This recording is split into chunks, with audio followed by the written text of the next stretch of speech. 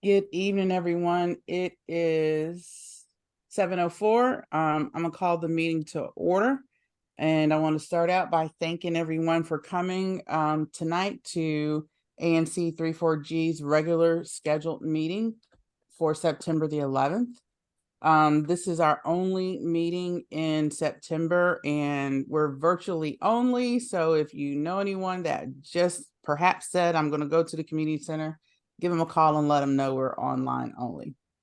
With that, we'll start with commissioner introductions, and I'll go from my screen view left to right. Commissioner Gosselin. I'm Peter Gosselin. I represent District 6, which is basically the west side of Connecticut. Happy to be here, and I'm glad you are too. And I'm Commissioner Gore. I represent Single Member District 3G01, which is all of Hawthorne and Barnaby Woods, portions of Barnaby Woods. Thanks for coming tonight. Commissioner Lynch. Hi, everybody. My name is Peter Lynch, and I represent ANC 34G, Single Member District 05, and glad you're all here. Thanks. Commissioner Ferguson. Hi, everyone. I'm Zach Ferguson. I represent Single Member District 07. And Commissioner Sherman. Good evening, everyone. Bruce Sherman. I represent District 02. I welcome everyone and look forward to the conversation tonight. Thank you, commissioners. And just to let everybody know, Commissioner Zeldin will be on the line. There was a meeting with Friends of Lafayette Park, and they just wrapped up, and they were at the community center. So he'll be online shortly. Regarding meeting procedures, they're as typical. If you have a question, you can raise your hand. The chat function is no longer publicly displayed for everyone, but commissioners will get chat messages sent to us directly. We ask that everyone be cordial and respectful of the content tonight. We do have a fairly packed agenda because we only have one meeting at September. So we do have quite a few things that are on the agenda, including a possible zoning update from Joel Lawson. And I'll talk about that under adoption of the agenda. I see in the chat, Commissioner Nash is not here. Commissioner Nash is still on recess. As you guys know, the ANC was in recess all of August, and Commissioner Nash has extended his. So he will be with us in October. So thank you. And with that, commissioners, does anyone have any changes on the agenda? I have a couple of additions. Okay, seeing none, I do want to add under the consent agenda approval, the July 24th minutes as amended. So Commissioner Nash added an amendment from Commissioner Ferguson. So I want us to revote on that. And then the July 31st special meeting minutes, Commissioner Nash sent around a while ago. I sent my edits in this afternoon. They really do look good unless you guys had any additional edits. I would ask that we add that to the agenda, as well as a very brief 2-minute presentation by Joel Lawson from Office of Planning to give us a zoning update. Do I have a second on those amendments? All those in favor, raise your hand. Okay, agenda has been amended, adopted. And with that, I do want to recognize that we are meeting on September the 11th. I know that date has a lot of meaning to a lot of, to all of us. I would like for us to take a moment of silence for the people that were lost in the September 11th attacks, and including the people that weren't directly in the attacks, but have passed as a result of injuries, in particular cancer, 911 related cancers, including my past supervisor, who was special agent in charge of our New York office. Luckily, our New York office was at the firearms range at the time that the plane hit the towers, but she was en route to that office to do some work, and she was on the scene and had a stellar career. She was an outstanding federal investigator. She went on to corporate security. And, shortly after she retired, she did pass of a 911 cancer. So just for her and all the others that sacrificed themselves that day, one way or the other, if we can observe a moment of silence, I would appreciate it.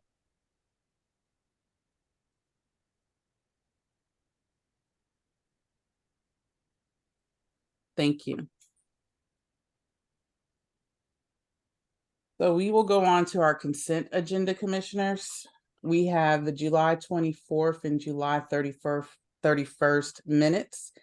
And that's it on our consent agenda. Do I have a second to approve those? All those in favor? Raise your hand. Okay, thank you. 5-0. Okay. And this portion of the agenda for residents that might be new, or if you're returning from us, we have changed our meeting format to allow residents and people in the community to have an opportunity to discuss issues that you want to raise before the ANC that are not on tonight's agenda. So we do have the Civic Corps on the agenda. We have the draft resolutions for the Capital Bike Share and 2 grant presentations and the council member. Is there any other item that community members would like to raise before the ANC? We have about 15 minutes for this section.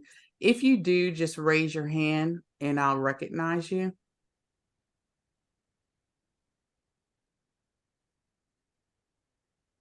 Okay. Ron Khan? Okay, thank you. Just a reminder, a few meetings ago, I used this public space that you've nicely given to us to raise the concern perhaps about a transportation committee or subcommittee that I thought would be most useful to be formed. And I haven't heard too much feedback on progress on that, so we can look a little more comprehensively at issues versus one-offs or independent kind of stovepipe things. Do you have anything on that, please?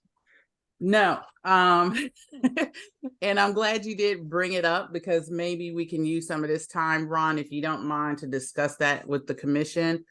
And I know another commissioner have brought up the possibility of forming a transportation committee on the ANC. What I will say is that committee work for the ANC is extremely time consuming. I don't believe there was any there weren't any commissioners that volunteered to do that. And we do need at least one commissioner. It would be nice to have at least one commissioner assist in getting it started and co-chairing it. So I will open that discussion back up to the commission and see if there's any interest in that, any thoughts, or how would you guys like to address Ron's suggestion? Commissioner Gosselin? Ron, I think that it's not a bad idea, but particularly this fall, we are absolutely outstrayed with so many issues. And I just think that attention of the commission is not going to be there, even if a committee was formed. So this is something that I think you should keep in back pocket and bring back to us,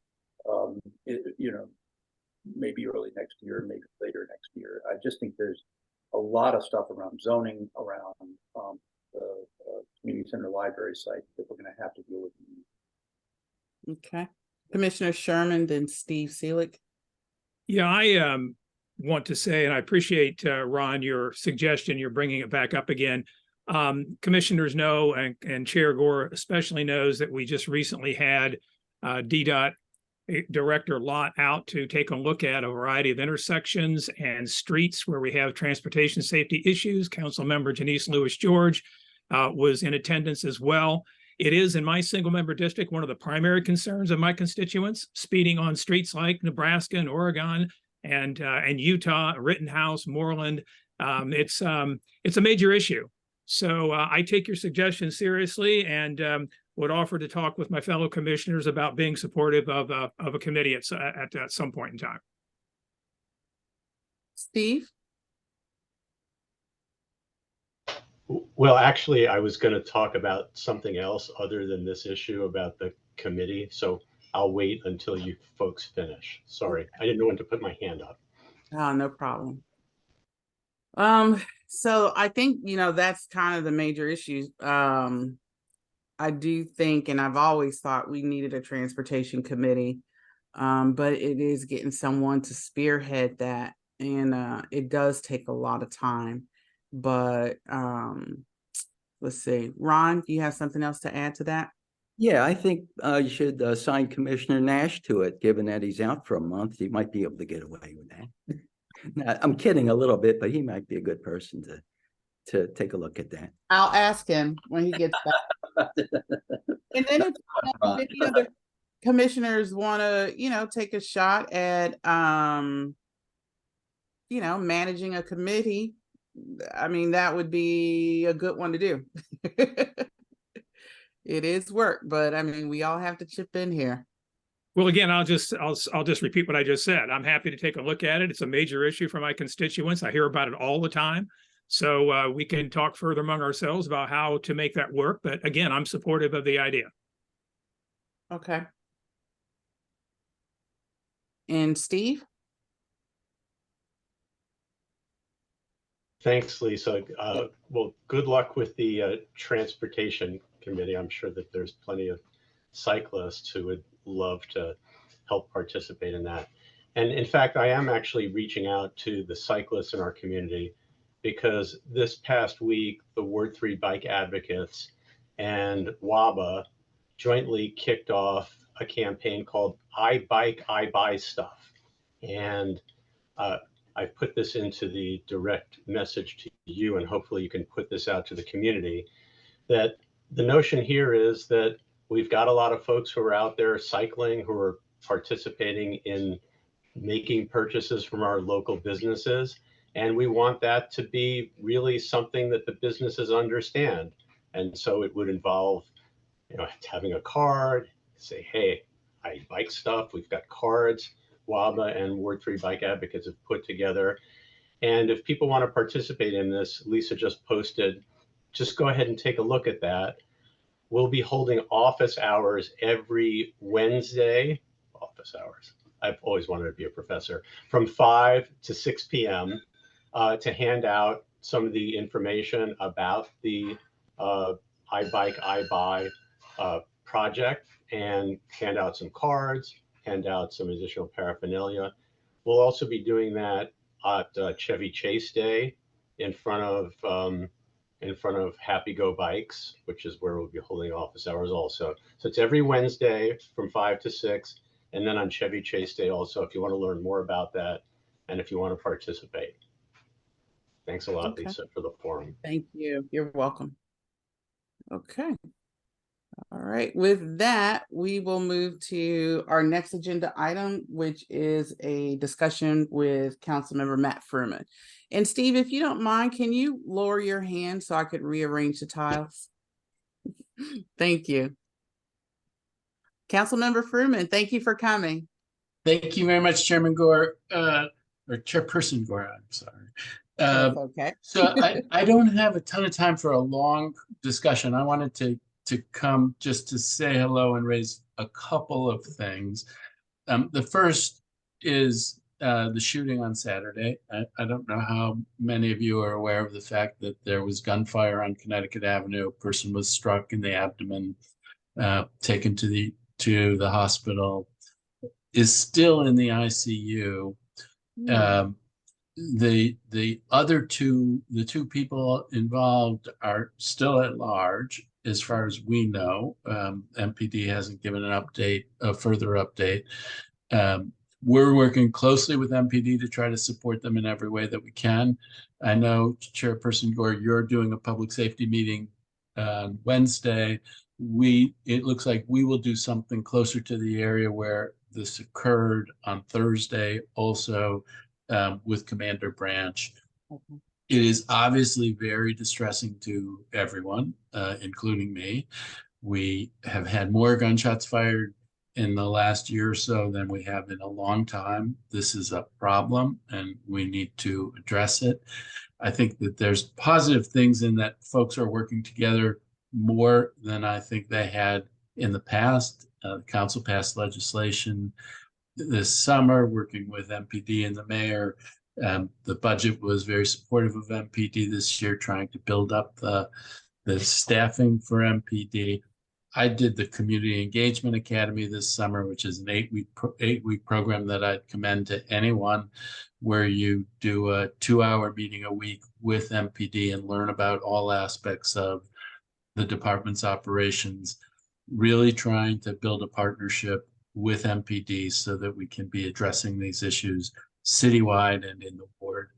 There's an overlay on this and an overlay in the discussion that relates to the voucher program and some of the challenges associated with the voucher program. And I think if you talk with folks who are leaders in the tenant associations, we are working very hard to try to come up with things to make that program work way better than the way in which it's working. I don't want to spend a ton of time on that here, but I just don't want it to be lost on anyone. The degree to which we recognize the challenges, and they're tricky to solve, but are looking at ways to try to address them. So follow up with my office. If you're concerned about these issues, come on Thursday. A notice will go out if you're concerned about these issues. And we want to get feedback and answer questions and hear comments from the community. I signed up to join you tonight, not knowing that was going to happen this weekend, but because in relation to the Civic Core, we're going to be doing, there's a number of things that are going on. I'm sure you'll hear more of them in any kind of conversation about the Civic Core. Our RFP process is essentially scheduled, I believe, to happen in October. There's things that are happening in the zoning process. Both of these things are going to provide lots of opportunity for community input. And those are things that others are doing in this space. The thing that I am about to do in this space is you may be aware that the Civic Core property is subject to a covenant that disallows apartment buildings on a portion of the property. And other properties on the east side of Connecticut Avenue and Chevy Chase are also subject to similar covenants that date back to the early 1900s.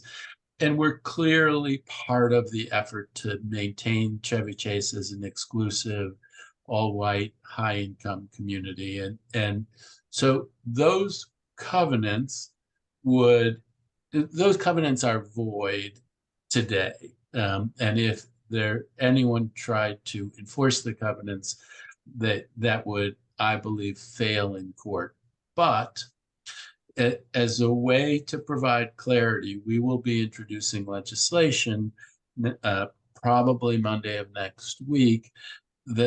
And there are 3 pieces to the legislation that we're going to introduce. One piece would specifically void the covenants or reinforce the fact that the covenants are void that relate to those lots in Chevy Chase, DC.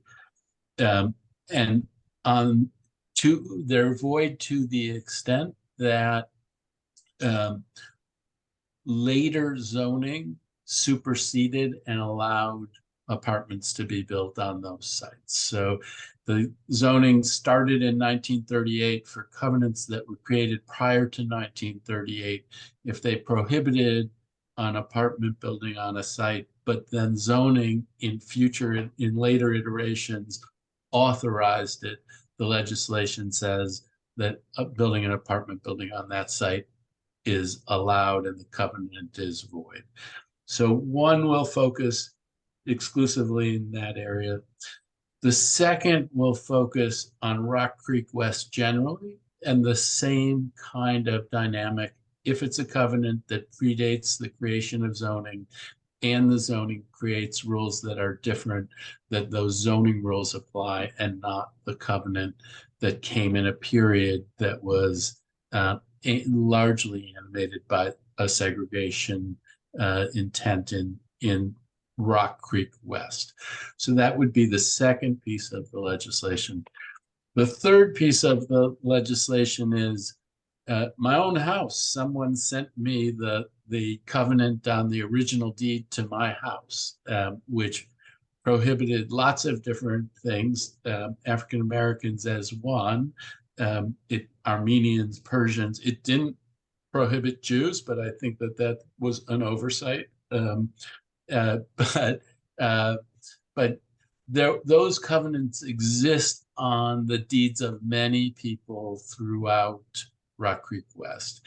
And we're going to create a mechanism for folks. Those deeds are void. The Supreme Court found that those covenants are void. They don't have legal effect, but they're offensive, and you like to, there are folks who would like to distance themselves from those covenants. And so it will create a mechanism for the owner of a property where there is a covenant like that on the property to do a formal filing to have that covenant struck from the original deed. It won't actually be struck from the original deed because you want to preserve the historic record, but it will allow for a vehicle to express the disapproval of that covenant on the property in which the people live. So those are things that are happening. We're going to roll out this legislation next week, early next week. But I did want to come before this group and this community to let people know that that's what we were doing before we did it, because I didn't want people to learn about it for the first time in the newspaper. So I will stop there. And if folks have questions, I can try to respond, but in candor, I have another thing I need to be at 8 o'clock in Palisades. So I can't respond to questions for long, but I will try to respond to questions to the extent that they're out there. Okay. Commissioner Gosselin, then we have 2 community members. First of all, Councilmember, I commend you. Our committee of the ANC that I co-chair recommended this, and members of that committee did a lot of research, and I think this is a great thing you're doing. One question: the way you phrased much of your description of what this legislation will do talked about Ward 3. I assume these mechanisms, particularly the mechanism at the end, the number 3, will apply beyond the ward. Will it or won't it? Yeah, number 3 will definitely apply beyond the ward. Number 2 may start out limited to Rock Creek West.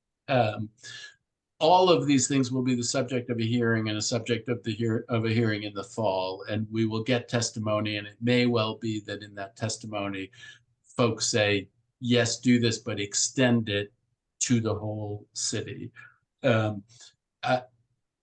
I want to start sticking to my knitting, to the areas that I am the most familiar with. And so that's why the narrow to Chevy Chase and then Rock Creek West. Frankly, if coming out of a hearing, it's clear we're going to do the Rock Creek West, we might not do the Chevy Chase because that would be subsumed in the Rock Creek West. But we want to put things on the table for people to react to. And then the way the process works is after the hearing, you do a markup and you take on board the commentary that you've gotten in the hearing, and we'll see if it goes citywide or if it stays narrow. That's going to be a faction driven by the response that the legislation gets. Great. Snikta, then the Barnes. Hello. This question is for the council member. Good evening, Council Member Fruman. Thank you. I am wondering if you could tell us if there is specific evidence that the covenants you're speaking about, such as the covenants at the Chevy Chase Commons site were intended to be discriminatory against particular groups. And I ask this question for two reasons. You yourself have brought up covenants that named Armenians and Blacks, and you think didn't name Jews only as a matter of oversight. So it's clear that when people wanted to exclude particular groups, they knew how to write them into covenants. And the other reason I ask this question is because it has been argued that these covenants are really ways to maintain the particular character, the setback, the height restrictions of the neighborhood, which are something that lend a particular character to the neighborhood. So could you tell me, please, once and for all, what evidence there is to support your contention that these covenants were intended to be discriminatory and are offensive, therefore, and need to be taken down? So thank you for the question. On the oversight about Jews, that just happened to be the covenant on my house. There's covenants on the next block that relate to that applies to Jews. The Chevy Chase Land Company actually didn't use covenants in the same way that some of the other developers did. But the Chevy Chase Land Company, there is an abundant historic record about what was the goals of the Chevy Chase Land Company and the way in which they developed the area. And there is evidence about these that are related to the desire to maintain an exclusivity. The Office of the Attorney General is doing a memorandum on the subject, and that will show what the historic record is. And so you'll see that, and in the testimony on the subject, there may or may not be testimony claiming no, these covenants were not intended for that purpose. I do think Francis Newlands had a strategy, and he implemented the strategy, and I don't think there's a mystery about that. But we could differ on that, and you should come to the hearing and testify as to your beliefs on the subject. Well, if I might just follow up, can you be confident that these covenants were not intended to preserve height restrictions and setbacks and such? In other words, can you have one without or with the other? Can they coexist? Yeah, I mean, in theory, you could have that. I don't think that that's what this is about. But also, this was at a time that was pre-zoning laws, and so once you have zoning laws, you actually also have a conversation about setbacks and heights and density, and that process, I believe, supersedes here. But again, tonight, my goal was not to get into a long debate about it, but to give notice so that someone like yourself who may see it differently or want to look at the historic record and see it differently has noticed that this is these gears are starting to turn. I will say that, there are folks with different ideas about how much density they want to see also support the idea of getting rid of these, making sure these covenants don't bind, because with the covenants in place, the flexibility to do different things is different. And so ultimately, I believe, and this, we need to get to a project that people can feel comfortable with, and we're going to have a process where we pursue that. And at the end of the day, I hope that we get to a result that large numbers of people feel like, yep, that's a good thing, and I'm excited about the future with this project. That's the big game, and I think the covenants only get in the way of that. But we'll have there's going to be a hearing, and you'll have an opportunity to testify. Okay, let's go to the Barneses, and then I want to go to Mary Rouse. It looks like. Hi, Yeah. good evening. Hi, how are you? Very Well, good. And thank you. yourself? Thanks for joining this community conversation. I know that a very large group in the community does not want any housing on the commons. And we agree with that sympathy completely. So just, you know, to be completely transparent with you on that. On the covenant, the covenant states that no apartment houses shall be built on this property, and there are similar covenants on this stretch of Upper Connecticut Avenue. It doesn't say anything about why no apartment houses shall be built, but one might consider that Chevy Chase Land Company was in the business of trying to sell all these new houses behind these areas that we're talking about. And it's quite likely that those new residents didn't want tall apartment buildings in front of or in back of their houses. There's nothing inherently discriminatory about saying we don't want apartment houses. That's point number one. Point number two is it's not just about Rock Creek West. It's actually about all of Washington, D.C., that these discriminatory covenants existed. And having been in the real estate business for over 20 years, I can tell you I've seen a lot of really kind of ugly deed restrictions.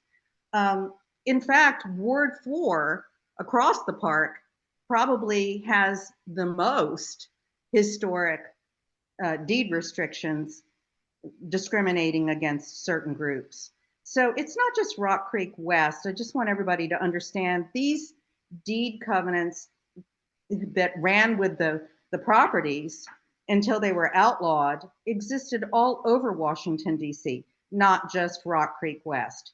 But the covenants that we're discussing for Upper Connecticut Avenue, they do not look like those restrictive deed covenants in no way, shape, or form.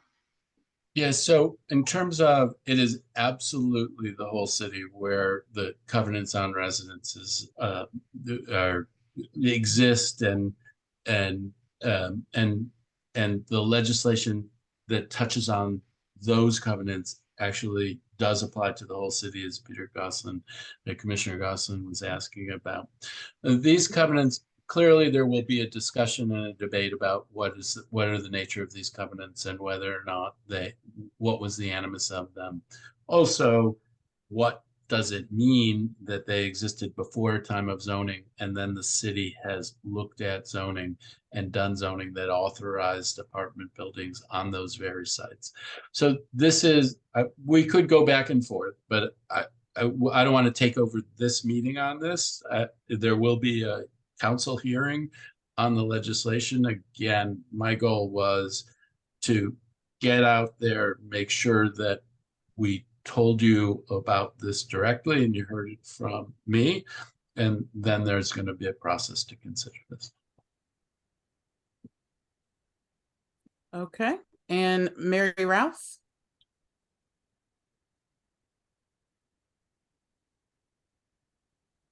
Hi, can you hear me? Yes. Yes. Okay, sorry, getting a little challenged here. Okay, thank you. I have a question, Councilmember Fruman. You mentioned that there were already apartments authorized on the site. The covenant that we're talking about is on the Chevy Chase Community Center and Library site. As far as I know, there's never been an apartment authorized there. There was once an apartment that somebody tried to build on the Wells Fargo site around 1949, but that was not permitted because of the covenant. So where do you have evidence that there's an apartment house that has been built on land that has a covenant like the one at the community center? Oh, no, that's not what I'm sorry if I wasn't clear. The covenant on the Chevy Chase Civic Core site applies to part of the site, not the entirety of the site. Correct. And so there is authorization, even with the covenant in place, to build an apartment house on a significant portion of the site, but not all of it. And so that's what I meant, that there is authorization on the Chevy Chase Civic Corps site to build an apartment building, or maybe said another way, the covenant does not prohibit an apartment building on the Chevy Chase Civic Corps site, though it prohibits it on part of it. So you're going to try to build the apartment on the part that's not got a covenant? Well, no, I mean, I want to give the people who come up with proposals the flexibility to design a building that isn't limited to the area where an apartment building would be authorized under the covenant. And the things that I want to see in the eventual project there include many of the things that folks here are talking about, but it's not that I want to see a final proposal, for example, that filled up the whole lot and had no transition to the neighborhood. I've spoken many, many times about the desire to ensure appropriate transitions to the neighborhood, adequate green space and play space, and places for people to gather. That's what I ultimately want to see. But making clear that the covenant doesn't apply ensures more flexibility to folks who are designing proposed projects. At the end of the day, somebody's going to have to come up with a project that is compelling and that folks can support and that I can support. And that's not a cube.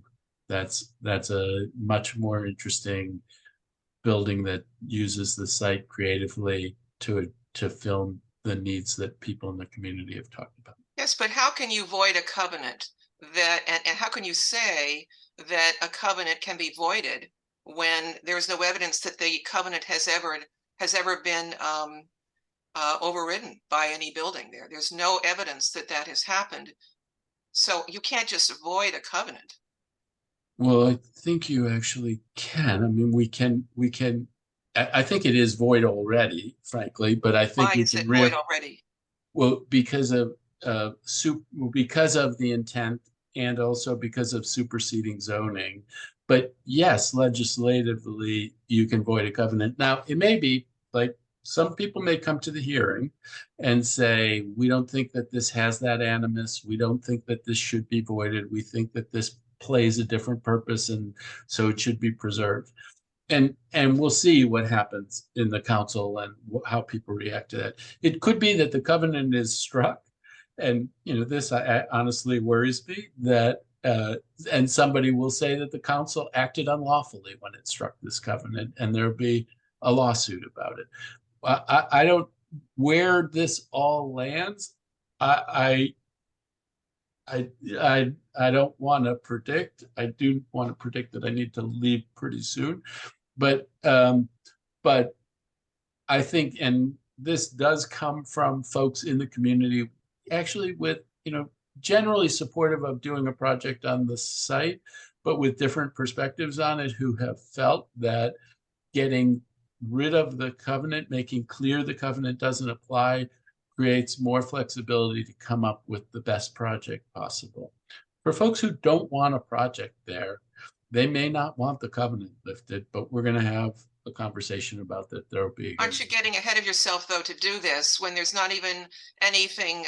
You're just way ahead of the issue here, because the other thing I want to say is that I think you owe it to the community to send an email to our local listserv here and explain all this. You say you don't have time tonight to do that, but we need to hear from you about this issue. I would appreciate it. Well, I really appreciate that, Mary. I don't think I'm getting in front of it, but absolutely, here I am, Mary. I came, and we will send a note to the listserv as well. But I mean, I don't know. It feels odd to be criticized. You need to come and tell us when I have come and told you. And I'm happy to do it with an email on the listserv as well. But I have no reservation about my willingness to be transparent and to reach out to the community we may not agree, but I will always communicate with you and always listen to things that people have There's to only say. about 80 people on this call, so the listserv has, 5,600 people. There'll be a little bit bigger audience there, but still not as big as the entire ward or the entire Chevy Chase area, which is, thousands more than that. So, yeah, so Mary, I mean, I hear you, except that part of what I said is I didn't want people to hear it from, I wanted to come in person. It turns out not in person. Here I am telling you well in advance of when you would have time to react to it. Monday. I will state on the list, no, there will be a hearing on this, and it'll be, it could be in October. And I will put it on the list. For now, I need to go, and I want to thank everybody for being here and thank the ANC for giving me this window of time to speak. It looks like Councilmember, do you have 1 minute to take one question from yes, Elizabeth? okay. Thank you. I'm gonna go to Elizabeth Nagy. Please forgive me if I mispronounce your last name. The Barneses, I'm gonna have to let Elizabeth be the last community speaker. Elizabeth?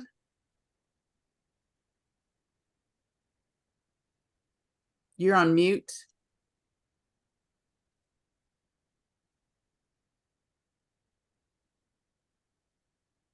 Elizabeth, can you unmute yourself?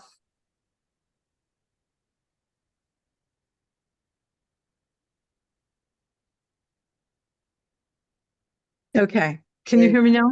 Yes. Okay, great. I'm sorry. I'm doing this on my phone because of various technology issues. So my apology. I'd like to second what Mary said.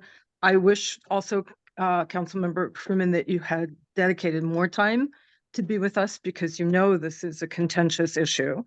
And I think that by not being able to stay with us and listen to the community's concerns, you're doing us a big disservice. I'd also like to address the fact that you seem to discuss the Chevy Chase Commons as having housing on it as a foregone conclusion.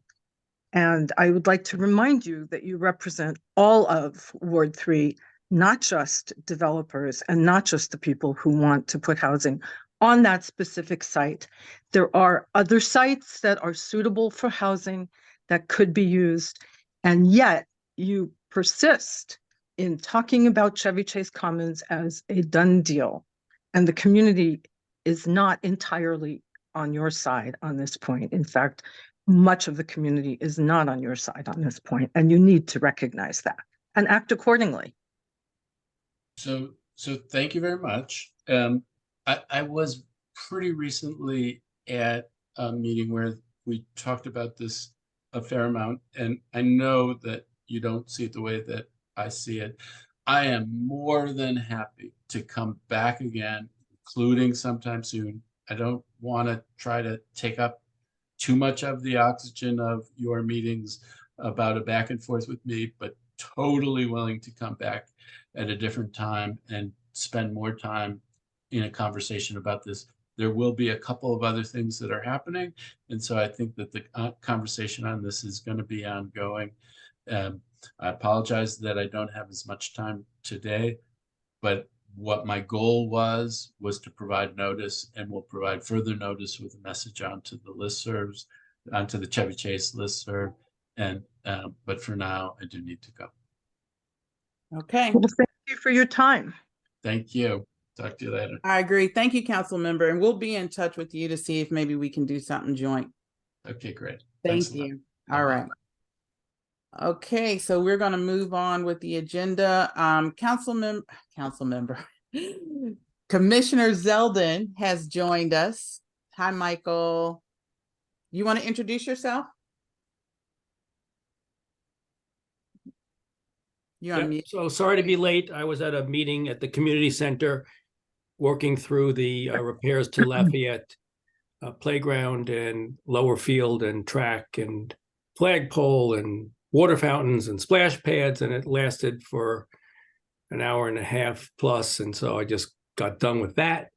And so my SMD encompasses Lafayette and the series of blocks that extend from it up to, sort of Tennyson and Upton down to Morrison, I think. Okay, thank you. Our next agenda item, I know commissioners, there's been some email traffic going back and forth on the undesign, the red line grant proposal. I did not take this off the agenda, so I just want folks to know that even though Office of ANC issued an opinion on that, there seems to be a lot of discussion back and forth. So I think it's a good opportunity for us to kind of discuss some of the issues that OANC and the latest email sent by Undesigned the Red Line amongst ourselves. So this section I have under Commissioner Lynch. Commissioner Lynch, I know you've been following this email traffic and actively participating. I'm muted. Oh, okay. Can you give us a little and the community background on this and where you see the discussion is? Yeah, hi everybody. I'm Peter Lynch and my SMD is 05. Undesign the Red Line is better explained by the people that are proposing it. And from what I understand, it does fit within the criteria of an ANC grant. I understand that several other ANCs approved a grant for Undesign the Red Line. And it sounds like an educational opportunity for the neighborhood and one that would benefit us all and for people that are interested in checking it out. So it seems to be within the scope of an ANC grant. If folks from Undesign the Red Line would like to share what it's all about, the floor is yours, and go ahead. We can do that, but also, Peter, I would like for you to go over also Office of ANC's opinion, because they issued an opinion on this, and I think we have to incorporate that into the discussion as well. Who is speaking for Undesign the Red Line? Because I can move them towards the front of the screen. Hi, this is Joy Bates Boyle. I'd be happy to speak. Hey, Joy, go on. Thank you. Well, Undesign the Red Line is an educational traveling exhibit that explores and explains federal policies like redlining and displacement dating from the 1930s, the early part of the 20th century. And as listening to the conversation tonight, so many people on this Zoom already know a lot about that, right? But you would be amazed how many people don't understand the basic term of redlining.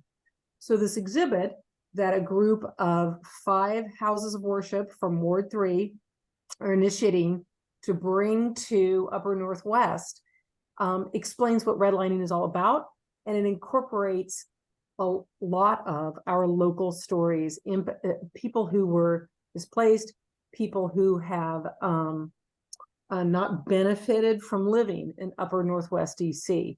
So that's Undesign the Red Line in a nutshell. I applied for a grant to support bringing the exhibit to our area, and I was prepared to present to the commission why they should vote in favor of the grant.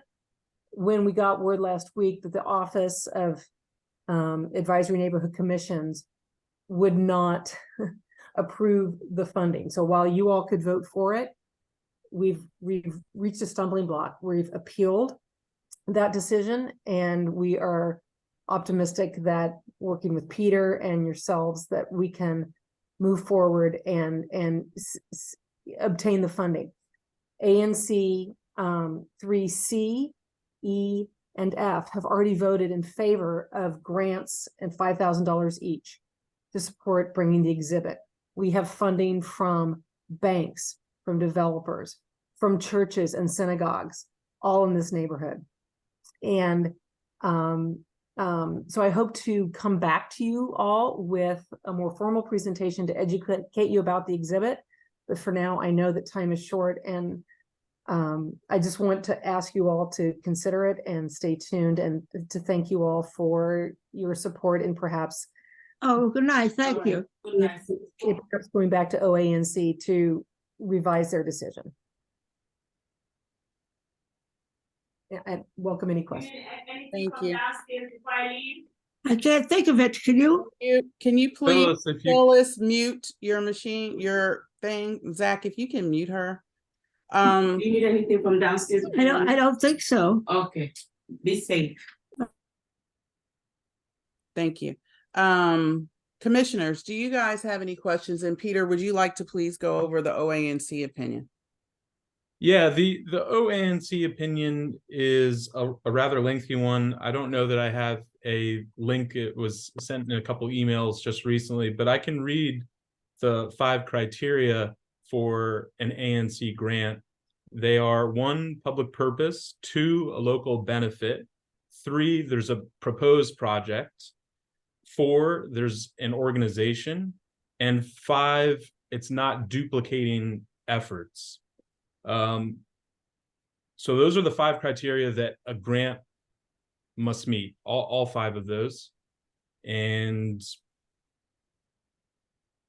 folks that are proposing this undesign the red line seem to think that they are falling within that category. I think it falls within those 5 criteria. OANC does not. So that's sort of where we're at, but I do think it's a problem that I think we could work out. We could have further discussions on and see that we try to come to a solution. Okay. Would you like, would anybody like an elaboration on the OANC opinion, or if someone has Hello. a link to it that, you know, it was an Hello? email I don't have. Hi, I'm trying to listen to. There was a email sent out, commissioners, from let's see, Kent Base. The date was September 8th at 10:03 a.m. If you hadn't had a chance to look at that. And he pretty much explains why he does not think and believe the grant is permissible. Let's go to Commissioner Sherman, then I'll come back. Yeah, I've got the note. I've read the note. I have it in front of me now. What Commissioner Lynch just referenced, which is to try to go back, take a look at the note, take a look at the application, and see how we can bring it into conformity with the OANC guidelines, I think would make sense. Oh, definitely. Yeah. I think one of the confusions that came is that Undesign the Red Line is a national organization, but they do hyper-local issues. So for instance, they have stuff in New York and Boston, other cities that is specific to those cities. But what they're proposing for and working with this group is to address issues that are specific to Ward 3, not even to all of DC, but to Ward 3. And so I think maybe there was some miscommunication over, is this a national group? Will it deal with local issues? And it's clear to me and the Undesign Red Line folks that it does pay attention to specific local issues. Mm-hmm. But maybe there's more that the OANC needs assurances on. Okay. And just to remind commissioners, we do not vote on any grants at the same meeting. We always hear from the grantee in one meeting in the public and then vote in the second.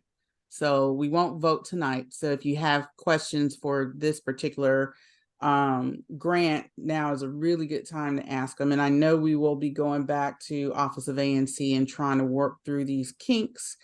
But if you have direct questions, ask them now. Commissioner Ferguson. Thanks.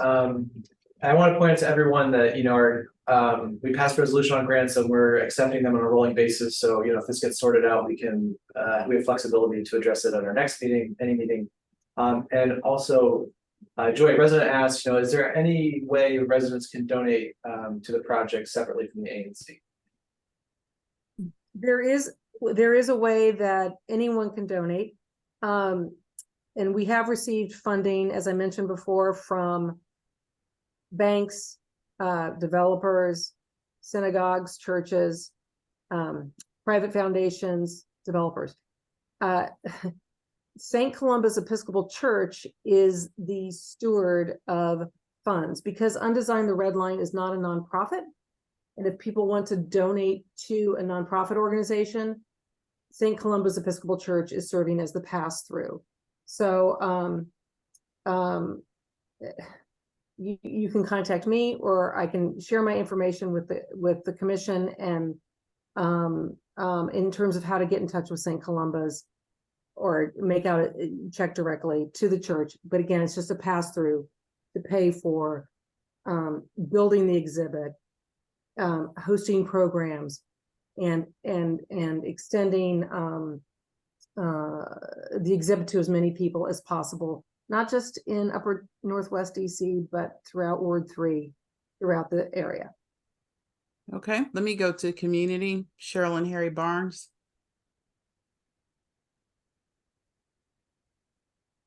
Yes, first of all, I think that the time with Councilmember Fruman was really short, and it would be great if we could have an in-person community meeting before these major milestones occur. That is the survey that we're getting ready to talk about, and also our RFP that's now moved much closer on the calendar, and as we learned today, the zoning calendar. All these things are being moved up really fast. But just to speak to the funding for this grant, I don't really understand why this pertains only to Ward 3. Maybe it doesn't. Perhaps someone can explain that to Ward 3. I'd be happy to. So this is an educational exhibit that travels the country, explaining what redlining is, explaining about discriminatory practices when it comes to housing. And in each location, it is local stories are brought into the exhibit. So it begins with an overview of federal policies and practices, but then drills down into how did that impact my neighborhood? So it's we've chosen to bring those stories out, but there'll be both an overview of the federal policies and practices, as well as local stories, because that really drives it home for people when it's, at 20,000 feet and federal, maybe they don't think people think it applies to just down the block from me, when in fact, we know that occurred. But Ward 3 is well aware of that. We've been made very, very well aware of that. It seems like this would be much better as a citywide exhibit. I don't understand why Ward 3 specifically is being asked for a grant. That's our taxpayer money. Oh, well, because a group of citizens saw the exhibit when it was in Howard County Library and was moved by it and thought that more people should know about it. And frankly, I've been amazed at how many people I've asked are unfamiliar with the issue. Everybody on this call tonight, for sure, we're concerned about it. We know about it.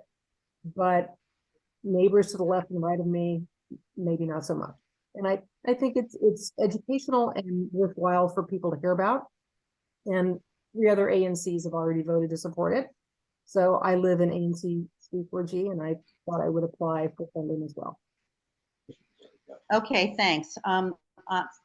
I think that probably the National Association of Realtors has put out so much information and educational material on this particular subject. So to me, it seems incredibly redundant. We've worked for decades in the real estate industry to inform people on redlining. So I don't understand the immediate relevance in Ward 3 for this. And I don't see why our Ward 3 dollars would go to a grant, but what do I know? But thank you very much for the work with bringing it to everyone's attention yet again. And of course, everyone needs to be reminded of history. Yep. And I don't want to take any more time with it, but thank you. I'm well aware that the National Association of Realtors has done a great job in trying to educate the folks who are members of the association, the folks that work in the real estate industry. And they're supporting bringing Undesign the Red Line to Ward 3. They are one of our funders, along with the National Fair Housing Alliance and a number of others. So It's just I get it. Realtors are doing a great job, and NAR has given us a grant for this work. not just. Thank you. You're welcome. Thank you for the time. One other question, Corinthia, you have your hand raised? Hi, this is Corinthia. I just wanted to say thank you to Joy for reaching out on this grant and bringing this exhibit to our community. I did not know that the National Realtors had information on redlining, so I think this is just a good way to educate the members of our community that may not know about redlining. So thank you, and I hope that you all are able to get the grant and the funding you need, and I will donate as needed to help push this through. Thank you. Thank you.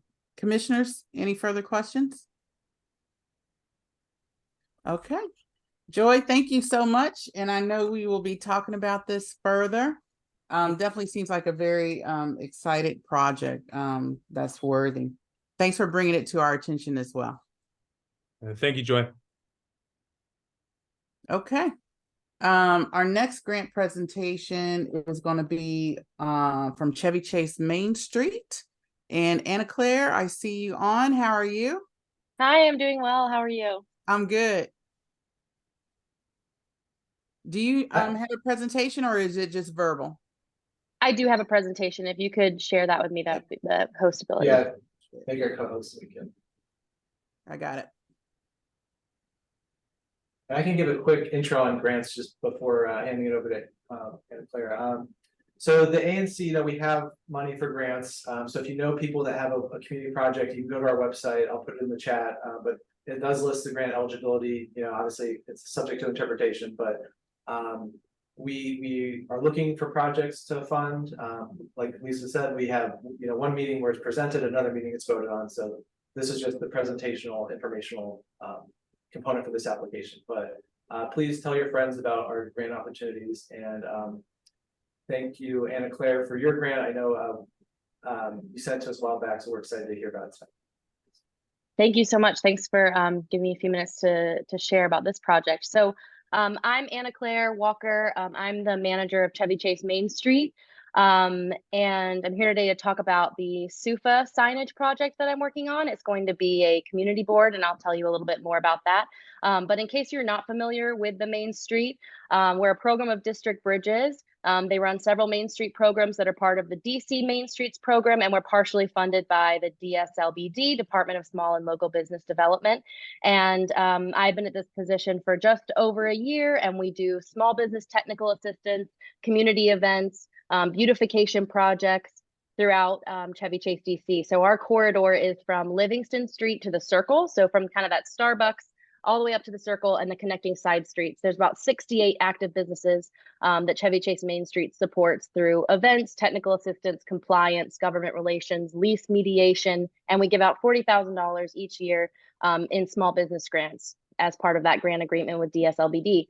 So this is one of our beautification, more community design projects, and we're looking into FY24 with this project. So to tell you a little bit, what is a SUFA sign? It's an 100% wireless, solar powered, all-in-one community sign. So it's interactive. It's made of kind of an electronic paper display. So it's not glass, it's kind of like a Kindle. And it gets actually installed into concrete, and it's 100% solar powered. So SUFA created these signs to help with wayfinding, placemaking, connecting people to local updates. You can have a widget for transit. You could have a Twitter feed, or I guess X feed, I should change that logo. Opinion polling, events. You could have a calendar up there. You could have different neighborhood updates. You could even have a poll that people could click And so District Bridges is really excited to partner with SUFA and install these signs throughout a couple of their Main Street programs. And we're really excited that I was able to advocate for Chevy Chase being one of those locations. So the proposed location, it's still pending our communication with DDOT, but is outside of the CVS, especially with everything going on across the street at the Civic Core. And this is kind of a central location. There's some bus stops nearby. I didn't want it to be kind of all the way down at the Starbucks, you know, and not all the way up at the Circle, but it's kind of right in the middle of that Chevy Chase Main Street corridor. So why will this sign benefit Chevy Chase Main Street? We're going to be able to display a calendar of events that other organizations can send us their events, so we can kind of have one spot for all the different community events going on. Local businesses will be able to promote on the sign. I'm also hoping to increase more accessible outreach to the community, as I've heard, you know, that we hang posters in the stores and we post on Facebook and listservs and things like that. But it'd be great to have a more centralized option to reach residents that don't have access to internet. It's also going to be designed, it's going to have a vinyl wrapping that will match the other projects we've done on the corridor. So main streets that have received a grant from us get a sticker. And then we have also installed light pole banners on Connecticut Avenue that you may have noticed in our Chevy Chase Main Street branding colors. So all of these will kind of solidify Chevy Chase DC as a destination for shopping and dining across the city with a cohesive brand. And sponsorship through corporate sponsors, local businesses, individuals, and hopefully through this ANC grant will help us in our fundraising efforts. DSLBD recommends that we raise $25,000 every year to prove community investment in the program. And we are woefully behind that effort right now. So we would just love to prove that the community is involved. All of our events, we try to do them free as much as possible. We try to encourage monthly donors. All of that money goes directly into those small businesses through events, beautification projects, and as I said, direct grants. So raising $25,000 every year is a challenge, and we're hoping that sponsorships from these kind of big ticket projects can really help our fundraising. I just go there. So this is kind of the branding that I was talking about. We have Chevy Chase Main Street small business maps that were made in 2021. And so we're kind of bouncing off of those colors and those design choices and highlighting some of the more unique historic architecture in the neighborhood. We really just want to use this sign to increase visibility about our work. I have, clocked over something like 600 hours on the corridor, and I still have people that don't know about the organization and don't know about what we're doing. So just increasing that engagement, and also just increasing the connection between pedestrians and small businesses. Maybe there's someone that always goes, to the Avenue for dinner, but they've never tried Blue 44. And if we could have a sign that says, there's a special going on, you can try different restaurants, people can come together and learn about businesses they may not know about. I think that'd be really great. So what I have proposed is that the ANC is a sponsor at the $2,000 level through this grant. Obviously, our sponsorship package was kind of in mind with either corporate sponsors or businesses in mind that would be sponsoring. So their main priority with this sponsorship would be advertising from more of a business side of things. But what I would love to do is to work with the ANC on what specific sponsorships, what you would like in exchange for the sponsorship. So obviously taking over a widget, being able to display your meeting times, QR codes for surveys, polls for residents, being able to work with you on how you would want to optimize those widget takeovers.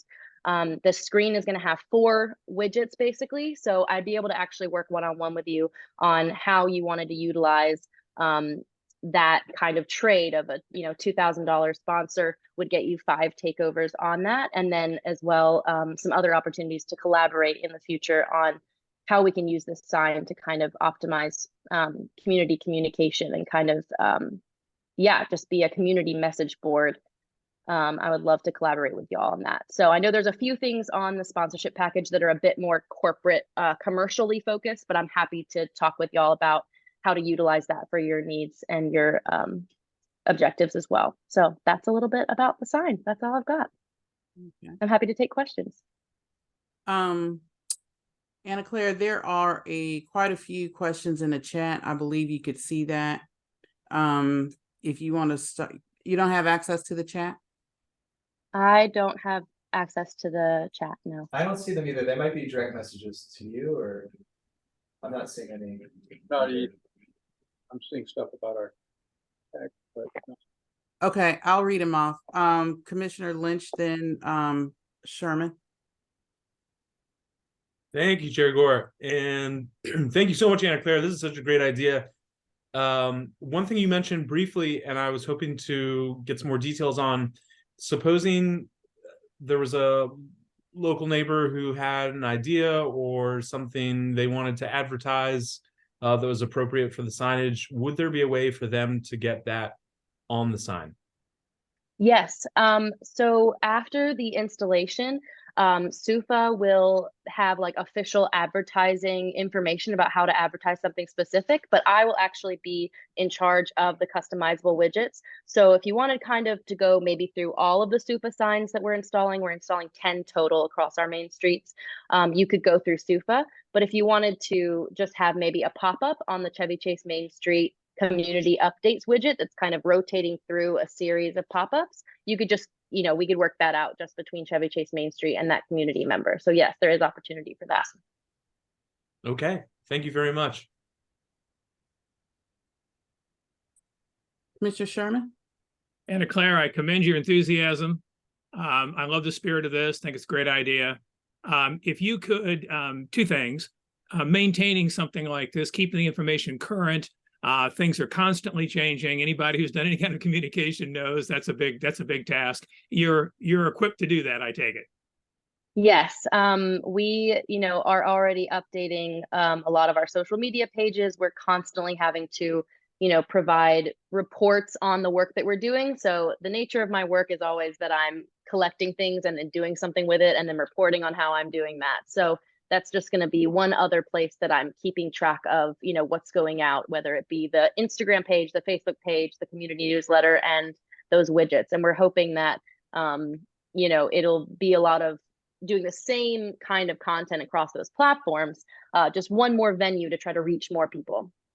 And you assume editorial control, accuracy, yes, and balance, and so forth and so on, right? Okay, great. Yes. Just separately, if you could email me where one of these is currently, so when I'm out and about Washington, I'd love to go and take a look at one. So there's not any currently in Washington, which is why it's so exciting. So we're actually partnering with SUFA, which is why we're able to afford to do them at all. Okay. They're very popular in other parts of the country, but they are not in DC yet. So we would actually be their first pilot program in DC. Great. Well, then if you could send me anything that presents any kind of review of these, where the citizens have reacted to it, anything like that'd be great. Thanks. I really appreciate it. Yeah, absolutely. Elizabeth Vaden, did you want to raise your hand and ask your question? You're on mute. Oh, we can hear you. I got it. Actually, I had a somewhat unrelated question. I wanted to ask a question about Chevy Chase Day. Is that okay for you? Yeah, yeah. I wanted to ask about how one goes about getting a table for that day, and if you could share on that. Thanks. Yeah, absolutely. You can contact the community association if you would like to be a part of the activities at the community center. And then I'm running kind of the business specials and the activities on Connecticut Avenue. So if you would like a table on Connecticut Avenue as part of our vendor market, you can contact me and I'm happy to leave my info.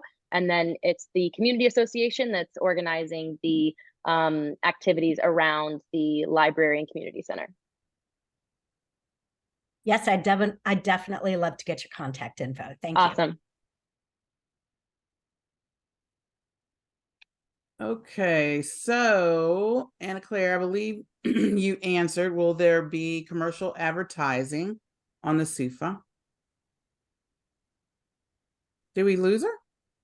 No, yes, there is going to be commercial advertising. Oh, okay. All right. Then couple questions from Stuart. We already have screens in Metro bus stops. Why more? Who provides the $25,000 per year? Who is benefiting? What does SUFA get out of this? Who funds district bridges? They seem to have a role in the flawed SAP process. So this sounds like a scam. I'm happy to provide clarification. Okay, can you answer some of his basic questions? Who Sure. provides $25,000? Who's funding district bridges? I mean, that's a Yeah, government program. Can you I talk can about answer that. Yeah. Yeah, so the 25,000 that I mentioned, that's not my funding, that's our fundraising goal. So that's what we're trying to prove to the government agency that gives us our grant, that we have community investment. So that's my fundraising goal every year. I have not met that this year, but that is the goal. We get our grant through DSLBD as part of the DC Main Streets program. So you can go to DSLBD and look at the DC Main Streets program if you have any question about that. Who benefits? Hopefully the community benefits. So for transparency, what SUFA gets out of this is they're hoping to, have more signs like this in DC. So in partnering with us, they're giving us a discount for this pilot program, which is why we're able to do it at all. But we still need community donations to match that, because DSLBD has certain requirements around how the grant can be spent. So we only have a small portion of our budget that's allowed to go to a design project every year. So I am putting that part of my budget towards this sign this year, but I need community sponsors, corporate sponsors to match the other side of that. So that's a little bit clarification there. I'm trying to think of what the other ones were. I can drop the link to District Bridges website if you have any curiosity around that. We're a 501c3 funded by DSLBD. And others. So the Main Street programs are partially funded by DSLBD, and I can drop the link. Okay. Just to Nancy Wilson? Just to remind Anna Claire and everybody else, I don't think she could drop the link anywhere, right? I was going to send it to Lisa, and then maybe she can. I'll repost it. Nancy Wilson, then the Barnes, and then we'll wrap up. Anna Clara, first of all, I think you are doing a fantastic job with Main Street. Thank you.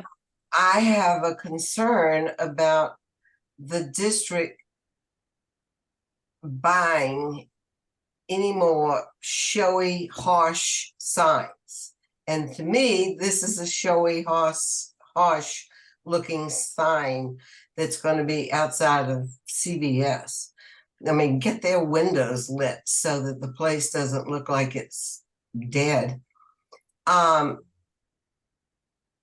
we have the bulletin board, or whatever you want to call it, the marquee outside of the community center and the library that hasn't had anything on it or is not changed. And who sold all those things to the district? We have the board outside of Lafayette School, and those are just ugly. And I'm just wondering if this is going to be the same kind of thing.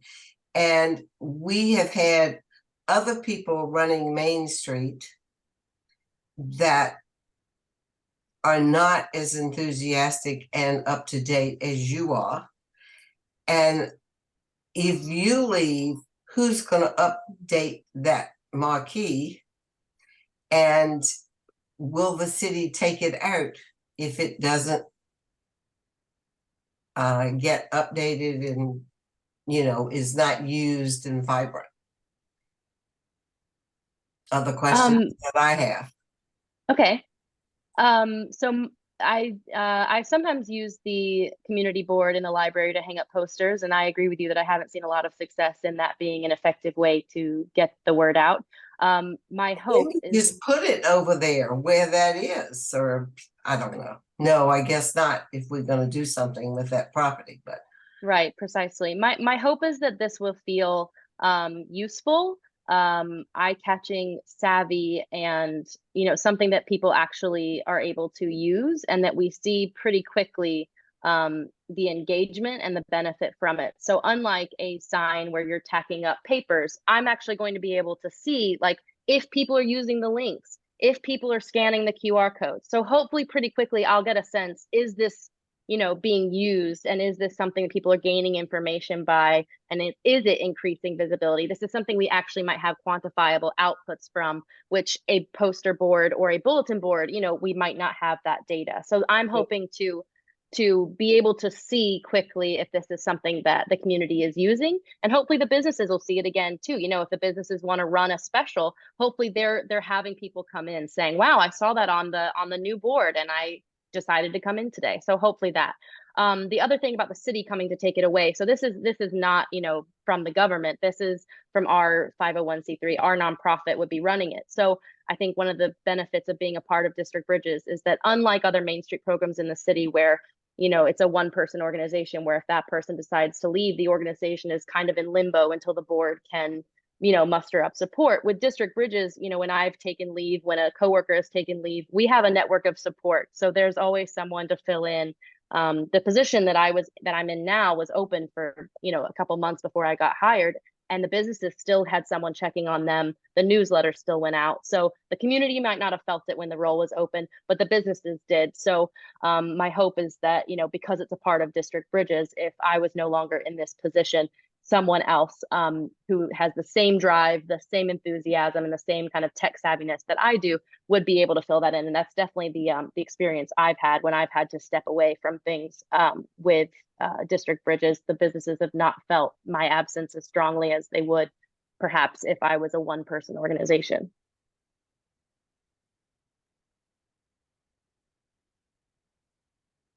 Okay, Nancy, it seems like you're still talking, but you're on mute. Did you have a follow-up, last follow-up?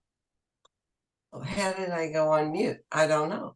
I don't know either. The only other thing that I would like to point out is, you know, the sign poles that are like at the bus spawn where you turn in at the bus depot. The light poles, they sometimes they have lights on them, sometimes they don't. This one has a light. They're old and they are beautiful poles, and the city is letting them rust. Is there any way that they can be painted? There's one on McKinley in Connecticut. There's one at the bus barn, but as the buses exit, and they just look terrible, and they're going to, you know, be rusted, and they're going to have to be replaced, and they are not, the replacements are not nearly as attractive as the old poles. If you would send me an email about that in those two locations, I'd be happy to look into that for you. Well, there's several locations, but those two are ones I see all the time. Yeah, I'm happy to look into that. Okay, thank you. Cheryl and Harry Barnes, then Commissioner Gosselin.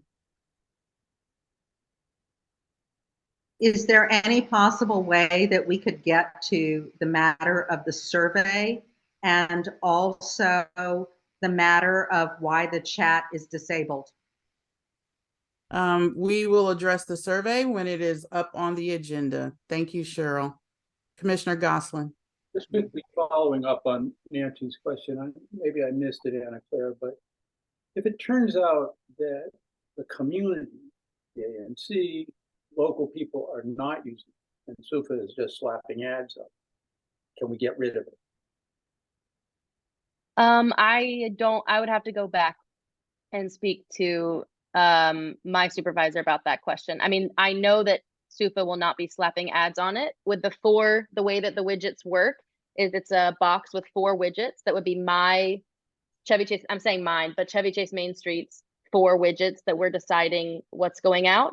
And basically it's kind of like on a rotation. Every 6 minutes, 2 of them drop and display an ad that could be locally business as well. And then after that 1 minute, they pop back up. So at all times, there is Chevy Chase Main Street content going out. It is never fully, you know, only churning out ads. That would not be my goal either. I just suggest to fellow commissioners that we would want to set some standard for not just placeholder content, just because it has the phrase Chevy Chase in it. Cycling that through, it's a waste of space, high time for residents. I have some concerns that this is a kind of elaborate way to get advertising. Thank you. And Okay. Teresa, I'm gonna let you be the last community participant so we can get back on track. And in terms of the commissioners, we'll have an opportunity to vote on this at our next meeting. And I agree with you, Peter. We'll definitely have to set some standards on stuff. Anna Claire, I think your enthusiasm and ideas are wonderful. I think the design that you showed us is a bit garish, and I agree with Nancy on that. I hope that the actual design of the whatever we're going to call it, it has better colors. But I'd like to know how we learn about you. I've never seen a post on the Chevy Chase listserv, and I'm wondering why you don't post on the listserv. I mean, that's how many of us get our information. And why is it you're not on it? I was on it at the start. I'm no longer allowed to post on the Chevy Chase listserv at this moment or view it, but I would love to connect with any community members in whatever fashion is most convenient for you. I post on the Chevy Chase chatter on Facebook. I'm also a member of the Chevy Chase Village listserv, and we have a Chevy Chase community newsletter that goes out monthly, as well as one for business owners that goes out every other week. And we also have Facebook, Instagram, LinkedIn. Yeah, so I'm happy to connect and would love for everyone on the call, if you are not familiar with our work. Not on the listserv? What's the reason? I don't understand. There were just some things that the moderator did not fully understand the scope of our work and was not sure it was in the best interest for the community for me to post. So I'm happy to. You want to revisit that because it's I would love to revisit that. I think for many of us, it's we don't have time to look at everybody's Facebook things, and though we'd love to, but I mean, I hope you will revisit that, and because I think the work you're doing is very valuable. Yes, I would definitely love to reestablish that connection, and I have tried to work through that on my end considerably. So would love to re-explore that ability to connect with you guys. Also, Ms. Gore, I would really appreciate if the chat would be reestablished. I think that's a very necessary thing for us. Not all of us want to talk on or have our questions verbally answered like it is now. And I think the chat is a very useful thing. I don't understand why it was closed down. Okay, so it was closed out because people were posting very inappropriate content. Very simple. It was abusive. It was disruptive. The ANC couldn't monitor the chat and answer nasty questions and do our job as ANC commissioners. I have talked about this multiple times. I am happy to talk about it again. You can feel free to call me or email me, and I will tell you specific examples. But as chair, I am not going to have that type of interaction amongst community members. It is inappropriate. And if the community members that are behaving in that way, as opposed to, tell them that they can't come to a meeting or throw them out of the meeting, I'd rather have them here and interact in an appropriate, respectful way. So that is how the commission chose to handle the chat. And so what do you think the best way for us to reach you is? Email, text. People text and email me all the time and I respond. Yeah. All my contact information is on the website. Feel free to call me, email me, text me. People will text me to come out and talk to them down a block, and I go out and walk down a block and talk to them. So I'm extremely accessible. That's all. Yeah, exactly. As all commissioners. But yes, we're not going to tolerate that behavior. Okay. Yes, it is unfortunate. So we're all being punished for the actions of a few. Well, actually, we were, all of us were suffering when those actions were occurring. So it impacts the entire process, on the front end and on the back end. There is no getting around that. It disrupts the culture of our meetings, which we have not had. And I really don't want to belabor this point because we are off topic, and we've had this discussion at many ANC meetings, including the last meeting we had on July 31st. So Teresa, please feel free to reach out to me and I will, gladly go into more detail if you would like. Let me go to Commissioner Ferguson and then we need to move on to the next topic. Yeah, thank you. I'll just add, you can directly message us on Zoom, if you're saying, could you post that in the chat? If you want to ask a question, honestly, you can reach out to us. And also I'll be talking more about the ANC treasurer's report later. So if you're curious about how much money we have for grants. And lastly, I'll just say as a new commissioner, something I learned a lot about was how much Anna Claire and Chevy Chase Main Street does for this community. Like seeing the monthly report of how much they do for so many different businesses and how important these, I think these businesses make our community special, whether it's getting toys at, Child's Play, it's a special place and it's part of our small businesses. So thank you, Anna Claire, for this and the many other things you do, which are too many to list. Thank you so much, commissioners, for your time. Thank you, Zach. That was very sweet. Thank you. Okay, with that was a great presentation and great questions by the community. Thanks, Anna Claire. We'll go to Commissioner Ferguson for the next item on the agenda, which is discussion and possible vote on the draft resolution and proposal for the capital bike share stations. And community members, if you have questions on this, let me just start out by saying this was a hot topic. I don't think we knew how hot this topic was, and it was really a big issue in single member district 01, which is my district. We had a ton of feedback forms from people in SMD01 about the proposed location there. So I want to start out by thanking them for their advocacy. But if folks on the call want to talk on this topic, because I don't know if some of those folks are in the audience, please raise your hand and we can get to you as the topic goes on. So with that, Zach, can you introduce your resolution?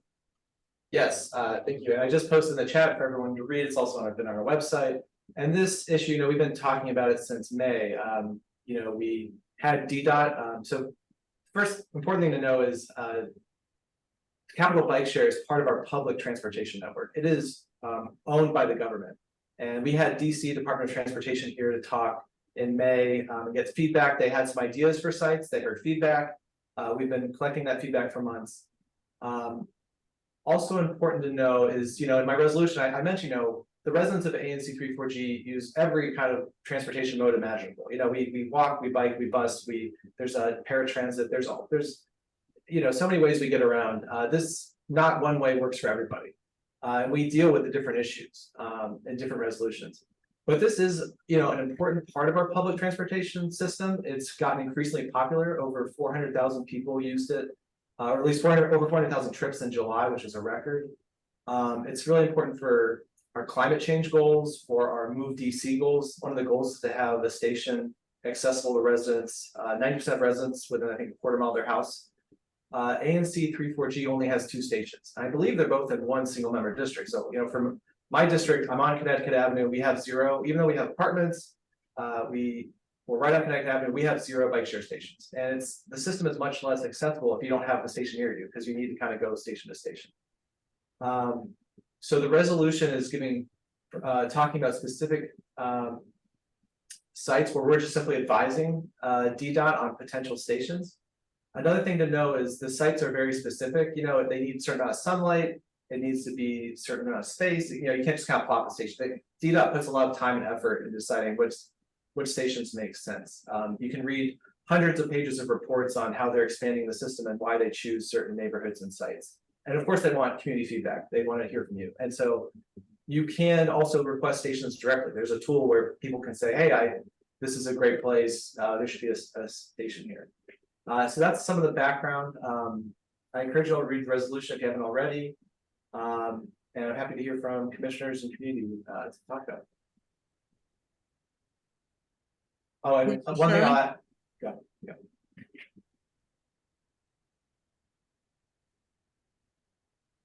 Go ahead, Bruce. I'm also happy to go to the community first if you would prefer to do that and reserve. I have a friendly amendment to propose based on a conversation I had with a constituent today and a little bit of reporting on the proposed installations on Nebraska Avenue. So, but we can take this in whatever order you'd like. Yeah, let's, Commissioner, since it's a resolution, let's put our thoughts out there so the community has a full discussion.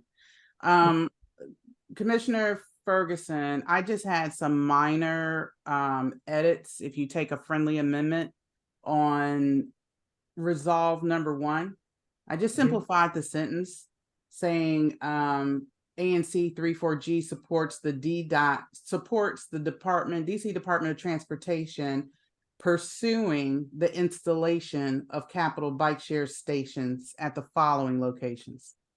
What is that?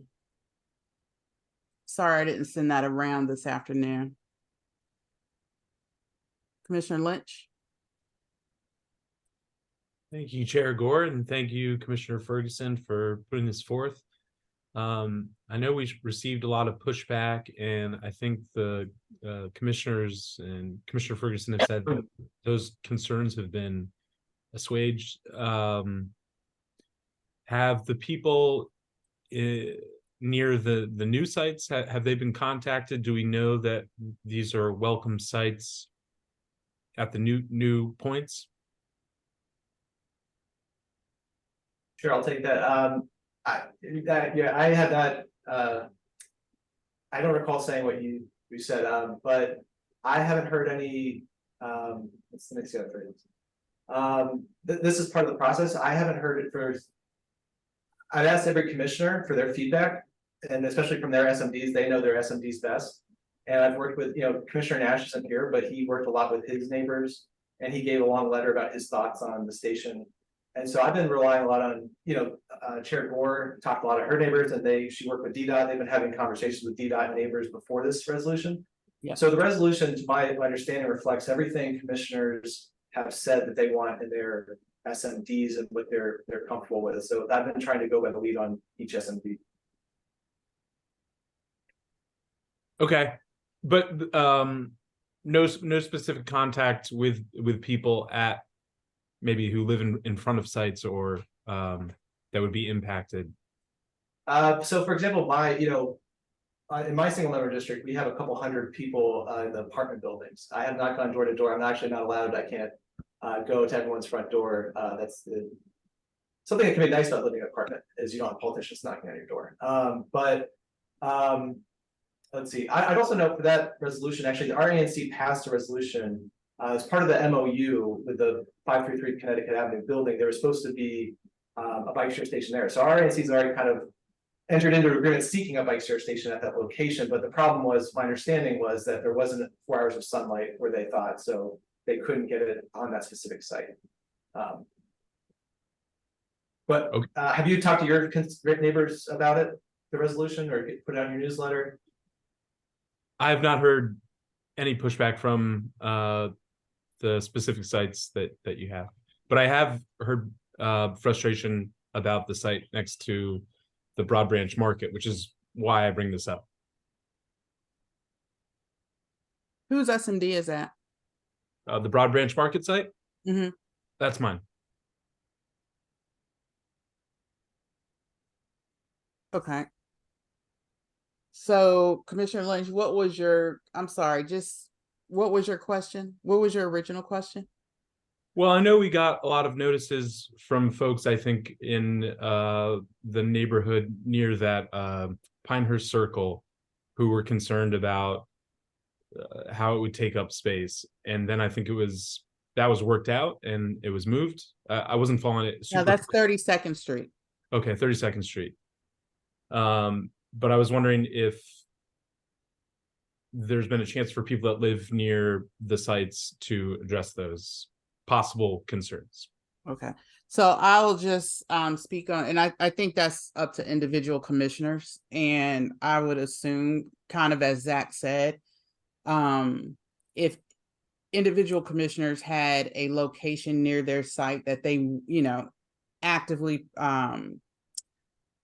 spoke and had meetings with their constituency. You guys saw how many feedback forms you got in from SMD01. That was part of my active collaboration with the neighbors there in the adjacent site of 32nd Street and Chestnut.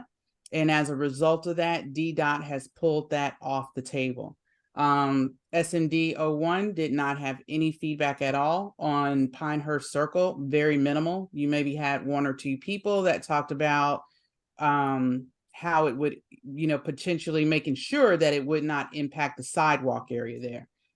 So I think we probably haven't heard anything else because there probably wasn't too much feedback.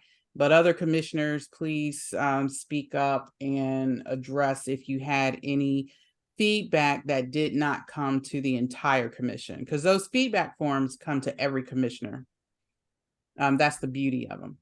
Let me go to Commissioner Sherman.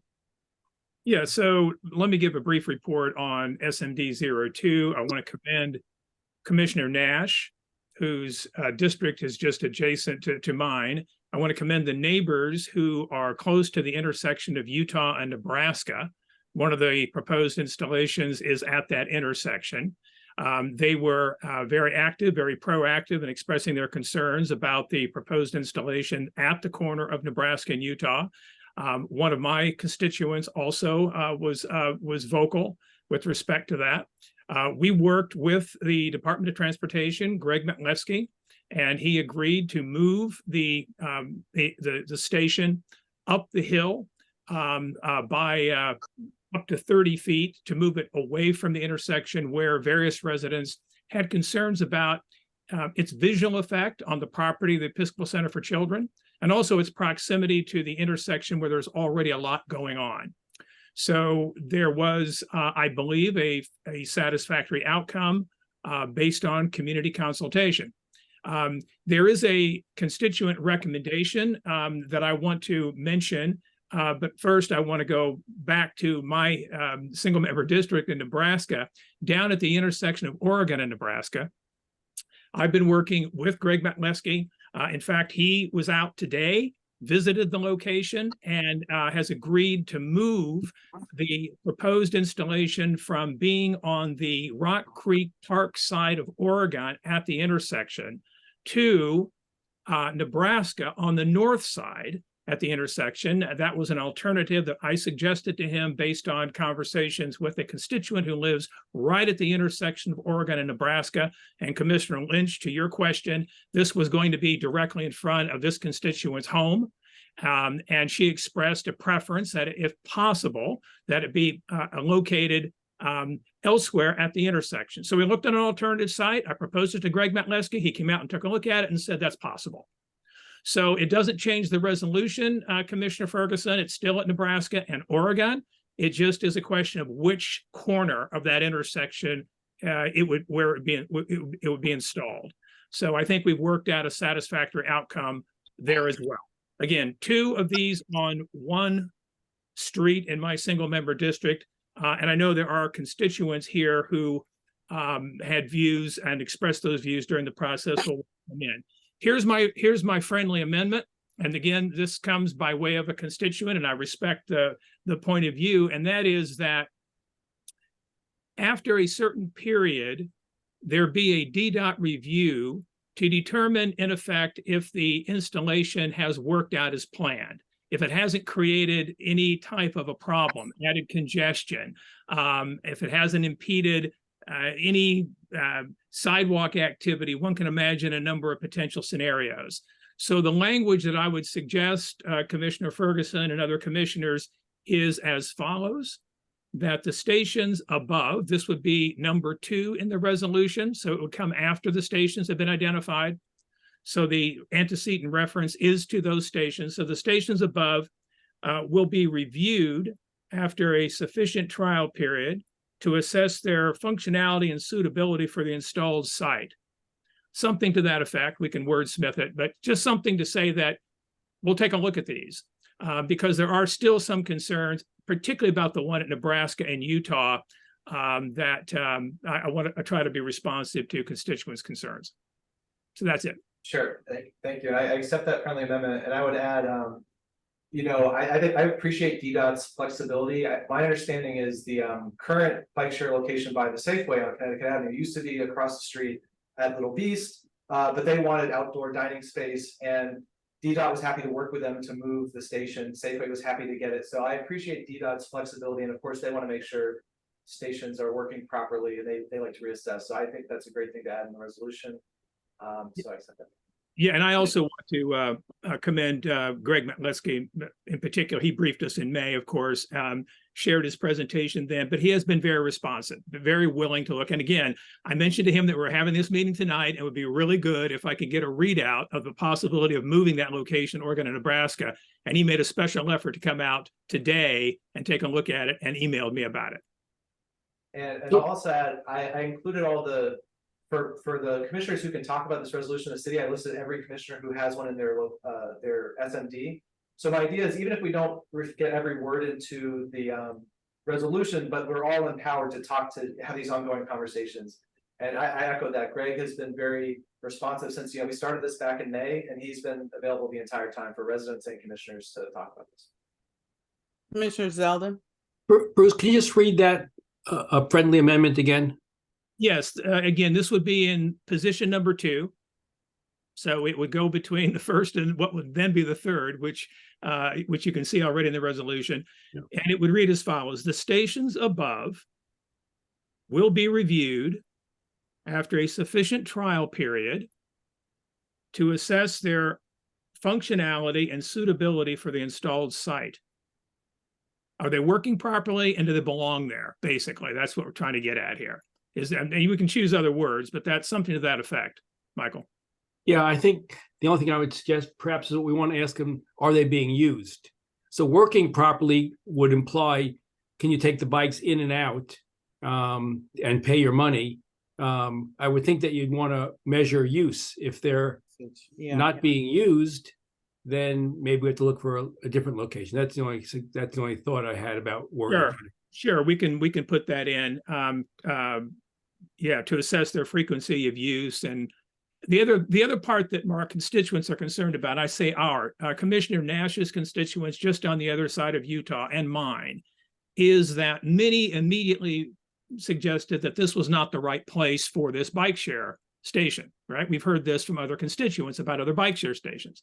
So in listening to their feedback and talking to DDOT and going through a fairly lengthy process, we did, again, succeed in moving the bike share station, but still there are concerns that it might not be suitable for this location. The only other thing I would add, and I think it's important here, is that this particular location was part of the Murray Athletic Fields project to provide alternative means of transportation to the fields, so that people would not be relying on cars.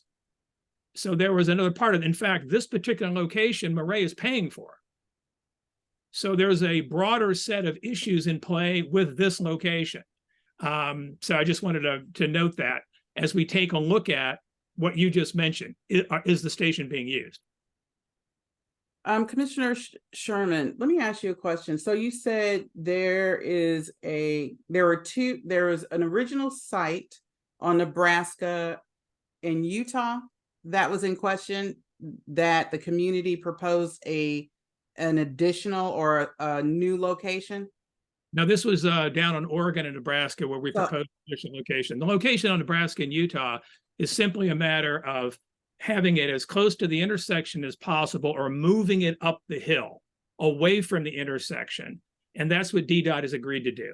Okay, so my only comment on that is to make, and this is my suggestion, because I've talked to Director Lott quite a bit about this. This resolution should be as specific to the location as possible. So if there is a move from one portion of the street to the other, I think we should say that in the resolution. I think the resolution should be as clear to DDOT as where we want these locations as possible. So there's no confusion on DDOT's part. I know what they've said and what they promised, but you know how stuff goes. So here's what I would propose in that regard. The one that concerns Nebraska and Utah, the specific language that we have agreed to, the community members who can speak for themselves, they have their hands raised, some of them here.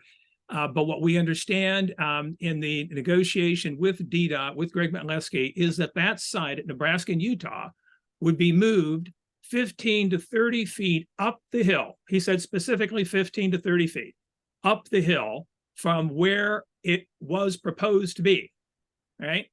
So that would be the language there.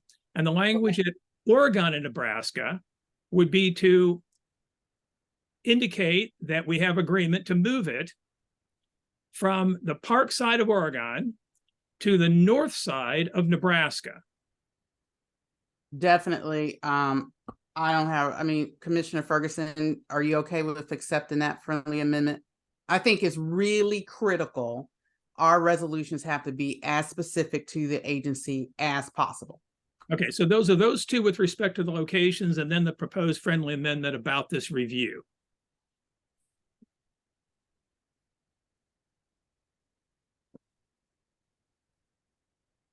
Commissioner Ferguson, are you okay with that? Yeah, sorry, I was responding to people in the chat. I know. It's hard to respond and work at the same time. Yeah. Commissioners, any more questions before we go to community? Commissioner Zeldin?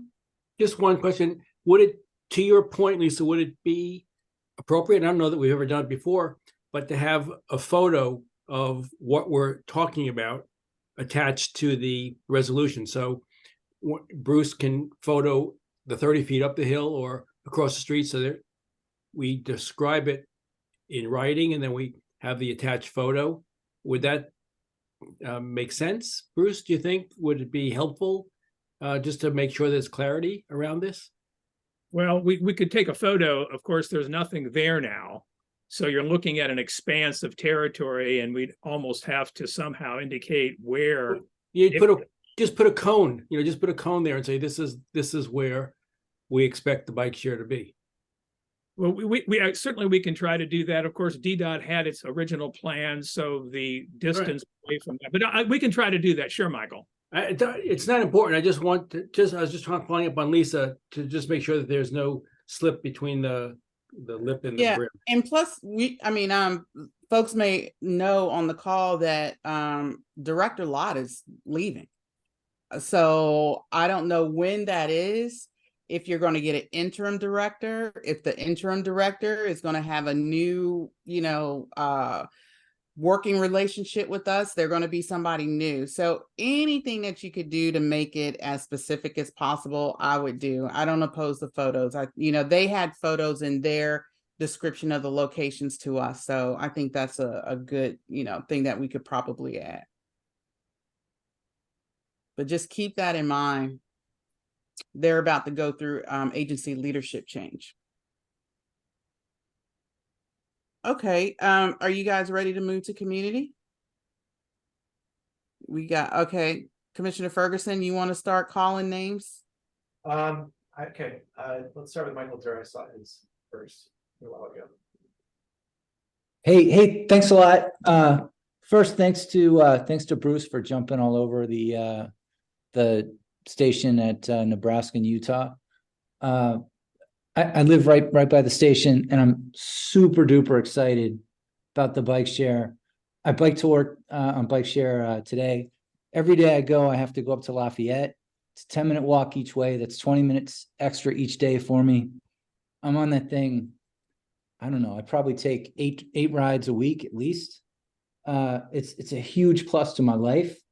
I think most of the neighbors right around the intersection are supportive. They like the idea of moving it up the hill. There's no real objection to that. There's one neighbor who I see his name here with his hands up. He's deaf, so I don't know how he's going to really talk. He's not a big fan of the bike share station directly at the corner. I think he doesn't like the way it looks. He thinks it's better up the hill, but I don't know how much he really likes it. Michael, I'm sorry to interrupt.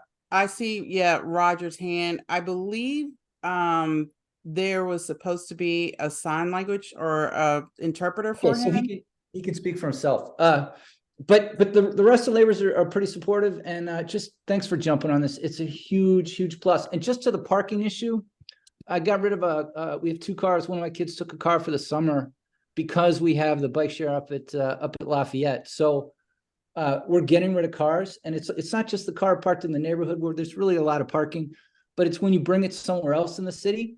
we're not taking up another spot somewhere else so there's more parking around the city, less cars on the road, air is better. It's just, the bike share is huge for me. I can't say enough good stuff about it. Thanks for everyone working on this. Thank you. The next hand up is Mary Rouse. Oh, sorry. Yeah.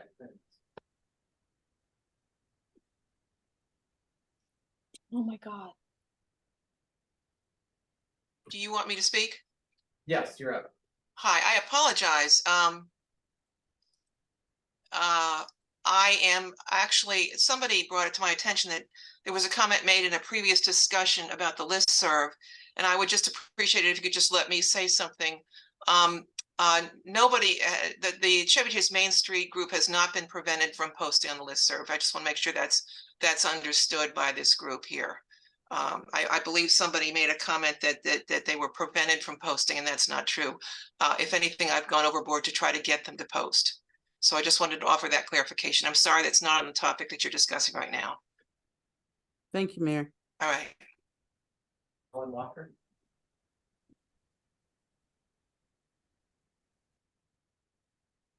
I'm here. Okay. Great, go ahead.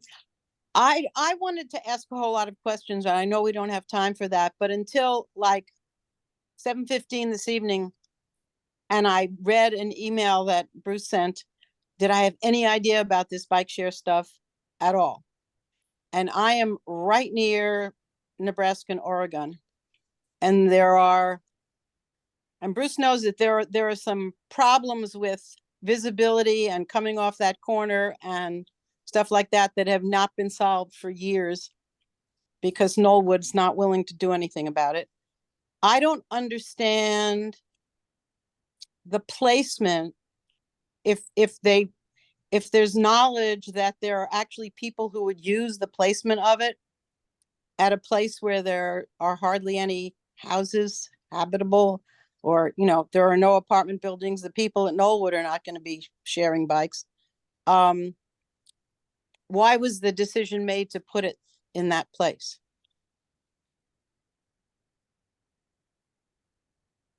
So I can take this if I'm happy to defer to Commissioner Sherman as well.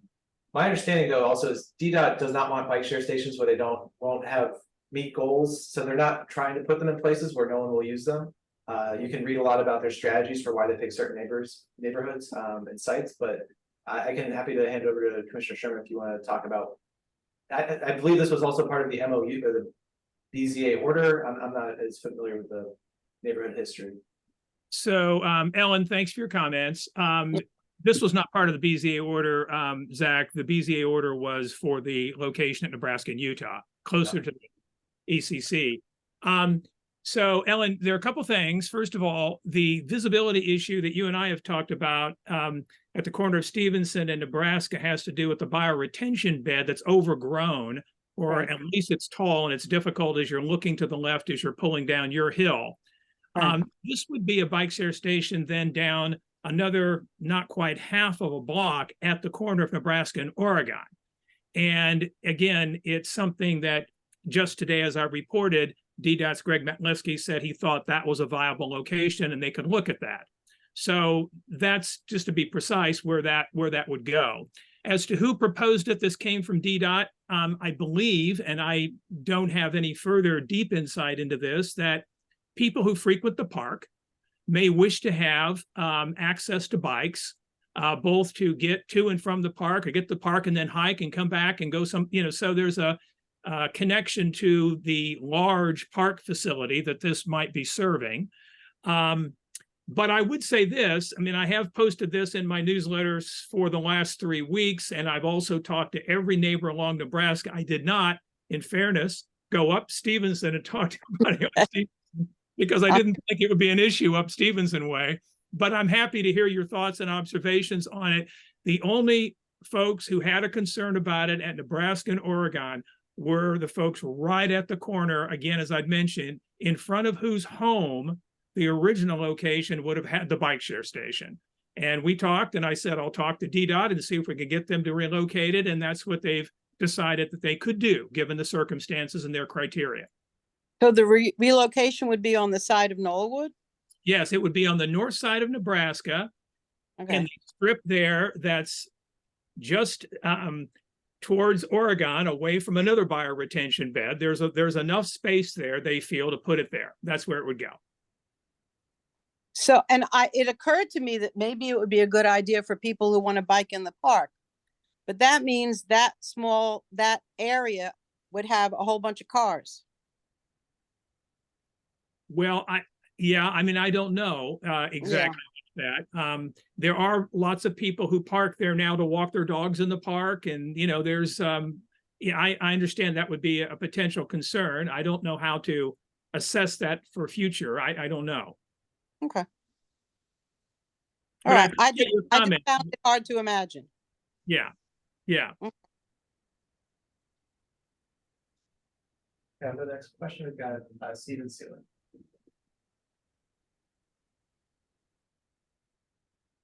Thanks, Zach, for sponsoring this resolution. Great job. A couple of comments on some of the things that were talked about. Bruce has it exactly right. The National Park Service does not allow bike share in the park yet. All the local organizations have been asking them and asking them and asking them, and they're thinking about it. But, you know, they already closed the park to through traffic, and so that was a pretty heavy lift for the Park Service. So we'll have to see what the next regime does. So that's the first thing. The second thing is about the friendly amendment.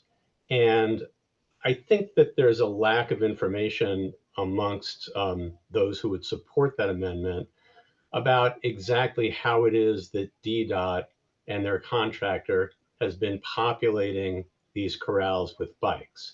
And if anyone who takes bike share can tell you from Ward 3 that there's not bikes in those corrals with a whole lot of regularity. And it's been something that people have been complaining about for quite a bit of time. Zach, I know you know about this as well.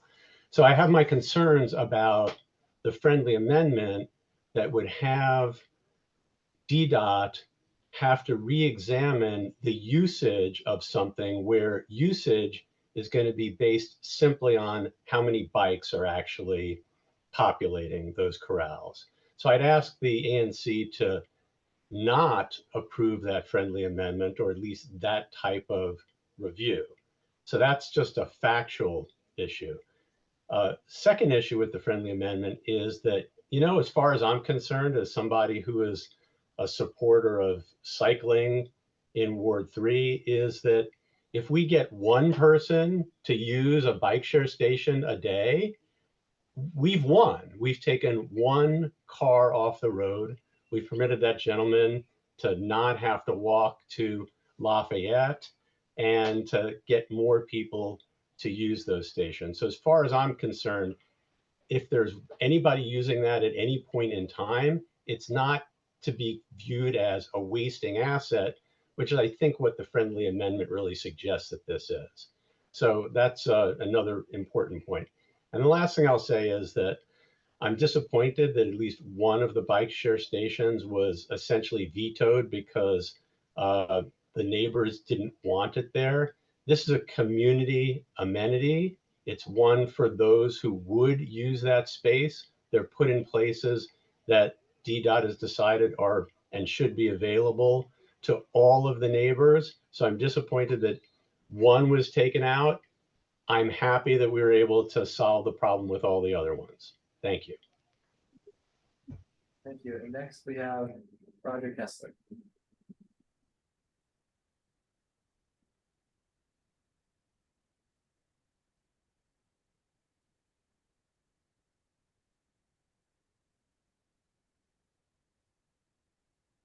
You have an interpreter, or does he?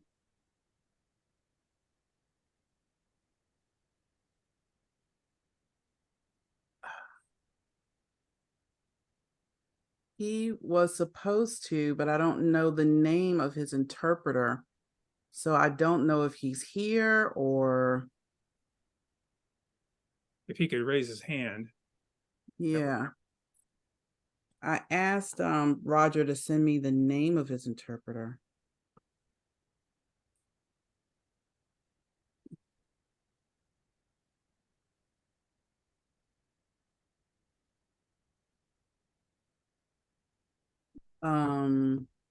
Stand by.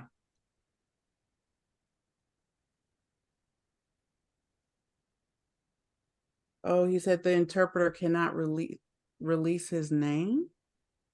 Oh, so somebody other, there's a second hand raised. Who's that?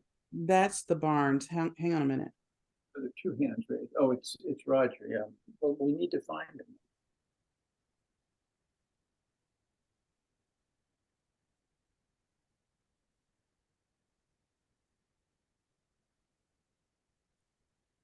I just sent it. Just hang on, please.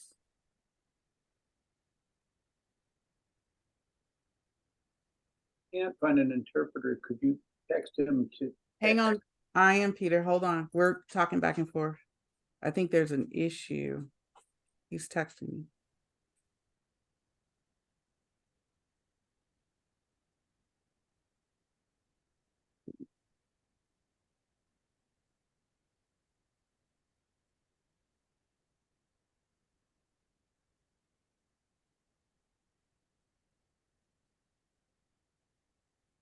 He's answering back. Hold on.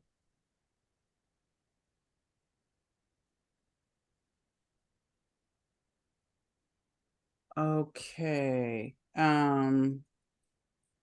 Sorry. Can she use a fake name?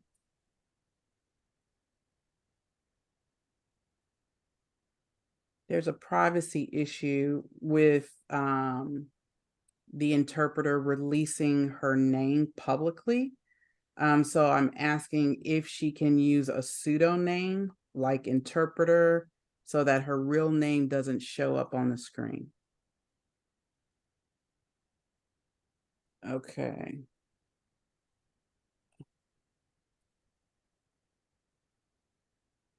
So the interpreter can rename, I know you're in the audience, you can rename yourself. If you hover over your icon, there's 3 dots. And if you click on that dot, there should be an option that says rename. If you could rename yourself, that would be really helpful.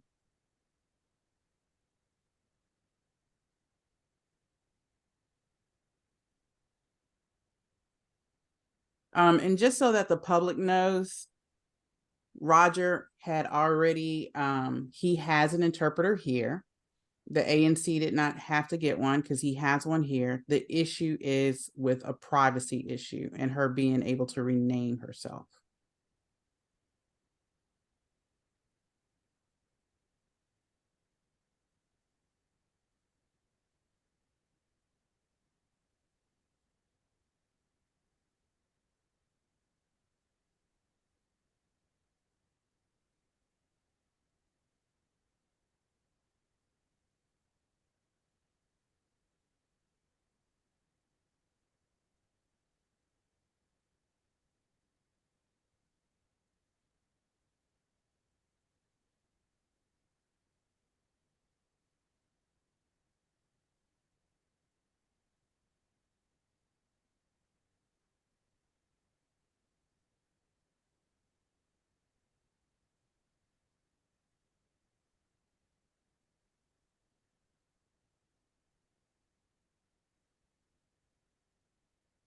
Thank you for your patience, everyone.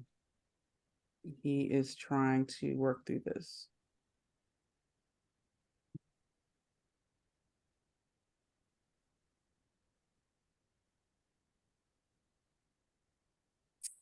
Roger,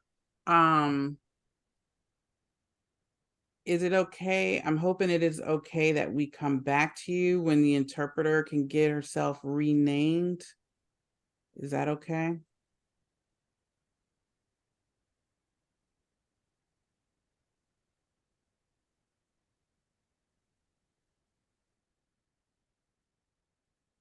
Okay. While they're trying to work out that, Zach, do you want to go to your next two? And then we can come back to Roger once the interpreter gets her screen name adjusted. Okay, so we'll come back. Stephen, sorry, the Barnes are next.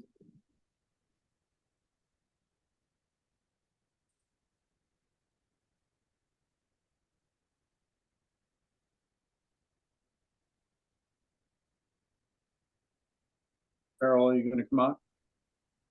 You're muted right now.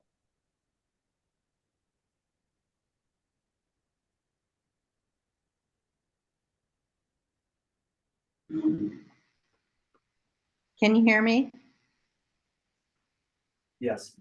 This is going on for a very long time, and we still have not discussed the survey.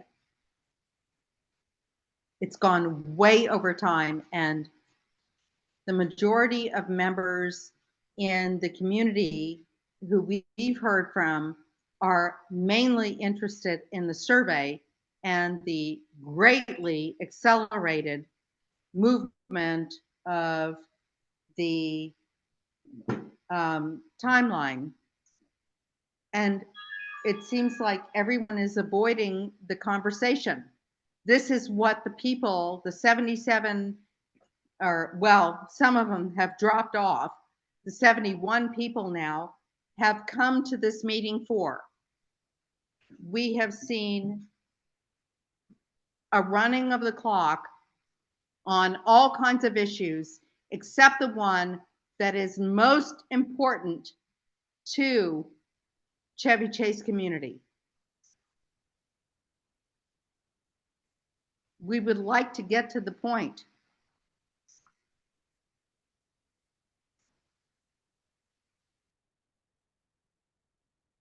Zach, go on to your Okay. next one. Great.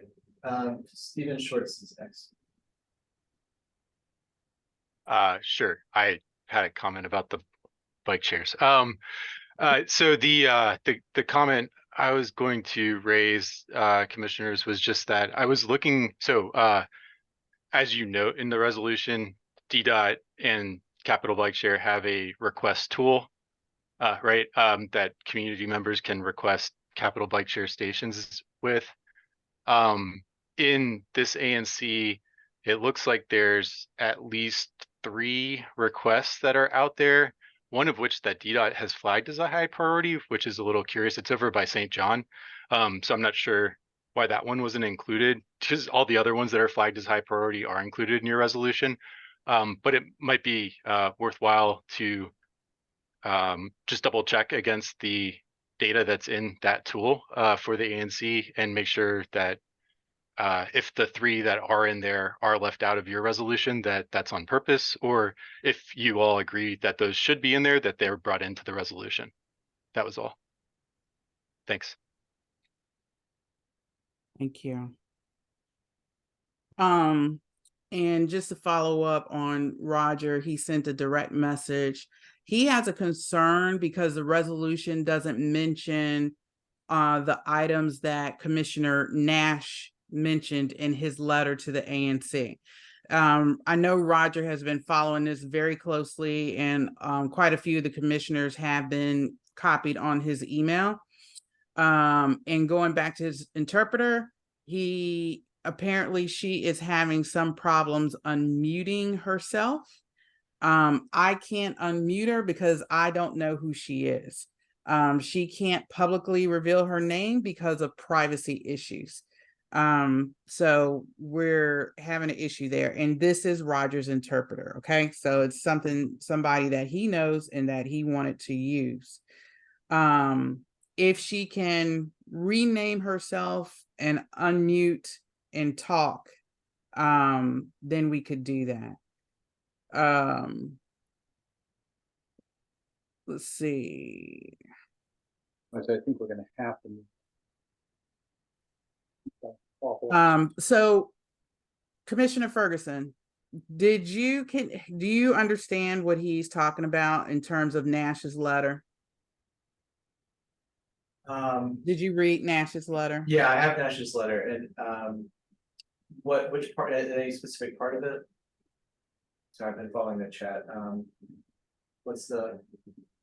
Well, just to weigh in on it very, very quickly, because I was obviously, as I indicated already, very much involved in that. It is the resolution, if you will, of the discussions with DDOT, Greg Matlesky, that's the operative part of that the station will be moved. I believe in terms of a resolution of this sort, we want to point to the action that we need to take. That's my guess. I don't know if there's anything more substantive that we'd want to put in there. He said the removal of the map panel. Oh, the map panel. Okay. Okay. There's yes. Okay. To make it, yes, there were some aesthetic concerns and what have you. Yeah. Right. Can we incorporate that into the resolution? Yes, I see that, and I also was hoping, that because Commissioner Nash had a letter, about some issues, and I was hoping that, he's going to be authorized, if the resolution passes, he'll be authorized to communicate with DDOT about this resolution, so he can give more specifics. It's obviously not the same as being in the resolution, but he'll be able to provide context and detail. Well, here's what we can also do, because Commissioner Nash has done a lot of work on this, and he has definitely represented a lot of his constituent voices. We can append his letter to the resolution. We could put an amendment in the resolution, the work that Commissioner Nash has done due to, circumstances. He was not able to be present at the meeting. However, he did provide his comments in written format, which we're appending to the resolution. And I mean, commissioners have a right, if you look at our bylaws, we have a right to, to do a dissenting or opposing opinion. We might as well just append that to the resolution. That would be my suggestion. I would accept that. Okay. Okay. Thank you. I know that is, Roger has been working really hard for that. And I know it would, Commissioner Nash would be appreciative of it as well. Okay. Do you want to put a motion on the table? All right, I will move to approve the bike share resolution. As amended? As accepting the friendly amendments, yes. Okay. Commissioner, so the motion is to accept the bike share resolution as amended. We talked about several from Commissioner Sherman and also appending the letter from Commissioner Nash. All those in favor, please raise your hand. Okay, motion passes 6-0. All right. Thank you, everyone. Thank you, Roger. Appreciate it. And we will go on to the next agenda item. And that is discussion and possible vote on the Civic Core Community Survey. And that is myself and Commissioner Sherman. So I'll just talk a little bit about it, and then I will pass it to Commissioner Sherman as well as to Commissioner Gosselin for any additional comments. But just to recap, the ANC Survey Committee, which is myself, Commissioner Gosselin, Commissioner Sherman, and Commissioner Nash, have been working to develop a draft community survey regarding the Civic Core site. Definitely throughout all of August, and I believe we started sometimes in mid-July. We've had input and conversation with 2 community organizations, Ward 3 Vision and Chevy Chase Voice. We've had several community members that have attended all pretty much of our community committee meetings, as well as some people that, attended some. So definitely a special shout out to those community members, Ron Eichner, Andrea Rosen, Cal, that I could think of just off the top of my head. I know there's probably a few more of you all. And what we have been doing is trying to come up with the things that we believe have the most interest in our community. And I do believe that we have done that. So we passed, I think this may be our 6th or 7th version. All of us started out with versions that we offered to the committee. The committee throughout this process refined those versions, also working with our consultants who have been involved with us also from day one, and trying to make sure that the survey is sufficient from a survey perspective. And we got to the point where we have we think a pretty good draft. We've definitely taken a lot of community feedback, and I thank those community members again and the survey experts for all the help and assistance that they've given us. So what we are going to do tonight is, and the survey is posted on the website, it's been sent out to the community, is we are going to look at the draft ANC committee members and vote on this particular draft with any amendments that you might have. We'll also hear from the community and take community questions and take that into consideration for the vote. But this is not a final product. What I hope Commissioner Sherman, and I know Commissioner Sherman, will go into is the testing phase, where this survey will be given to several community members to test to see if our questions are understandable, if they're bias free, if it's an easy survey for people to take and understand. And then we'll retweak it if we need to after that. So just keep that in mind, that whatever we vote on tonight is not necessarily our final product, but it is a product that, as the ANC, in terms of those major themes, how to ask them, that we're going to pretty much put our stamp on as an ANC. So with that said, I'll turn it over to Commissioner Sherman and Gosselin if you guys want to add anything before we take questions from the community and the commissioners. I think we've got a lot of people who want to weigh in, so I think you summarized it nicely. I'll defer to community comments. Okay. Commissioner Gosselin, you want to add anything? I just say that it isn't a perfect survey. It's a homemade survey, but it asks the essential questions about housing, the site, affordable housing, height, density, and effects. We could keep up a public debate about this for months, but the result would be that it would not have a chance to guide our decisions and perhaps to guide the cities. We can't speak for how the city will react to this, but it will. We face a bunch of decisions coming up, and I just say the schedule that we're on, we knew generally about coming into the spring. The city has not, it would have been nice if the city was more forthcoming about the exact schedule, but basically they said come fall, they were going to do this, our RFP process. OP said basically that they were going to move forward zoning.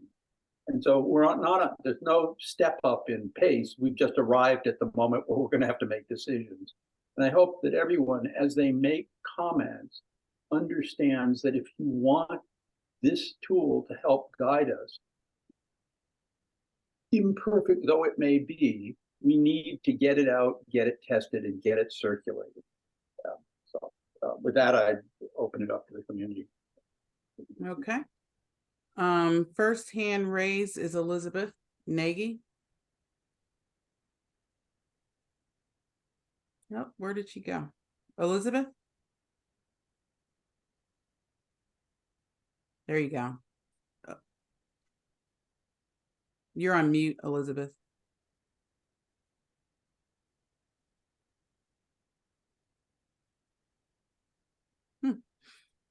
Elizabeth, I think you're lowering your hand, maybe instead of taking yourself off mute, because you just went away again. There you go. Okay. Can you take yourself off mute? There we go. There you All go. right.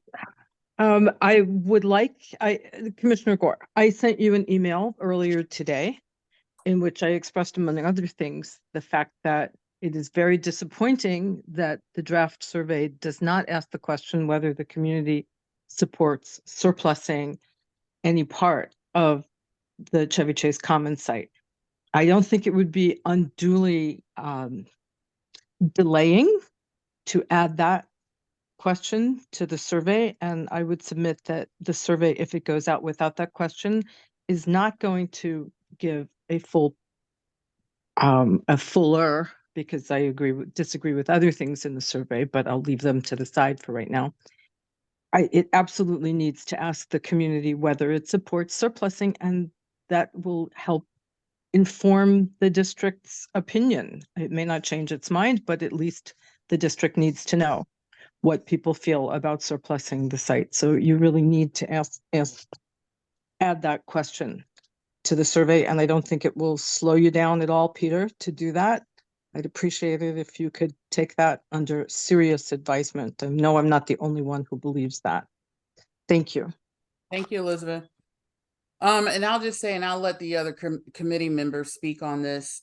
We have definitely considered that question from day one, not only in the survey committee meetings, but also in zoning development and design committee meetings. Peter, you're co-chair of ZDD. Do you want to talk about that? And Bruce, do you want to also add in our discussion on the surplusing question?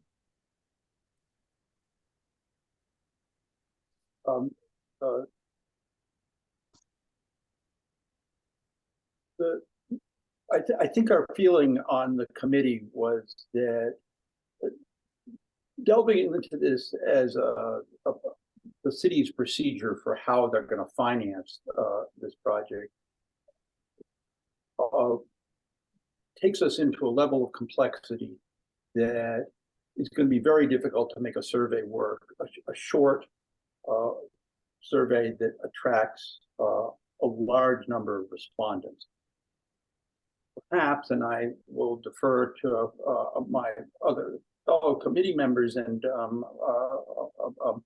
we can ask generally something about city stewardship, continued public stewardship of the land, but the issue of how this is going to get financed and what the city's contribution is going to be is going to have to be something that happens at a later stage in the conversation, a stage which is going to be one of many over months and probably years. I think our feeling was that addressing surplusing it takes us to the surplus and disposition process and takes us right into the question of financing, and that's something that's got to come later. That's my 2 cents on this. Bruce, do you want to add to that? Well, I think that, again, Peter covered it a bit. This is a complex matter, and answering the suggestion, which I take, and certainly welcome all suggestions of how we can improve the survey about surplusing, gets into fairly quickly a level of complexity that would be hard to capture simply. For example, I've talked to many of my constituents about surplusing, and as soon as I mention air rights, I lose folks. It's very difficult to be succinct and clear about what it even means, why the question is relevant, without getting into a level of detail.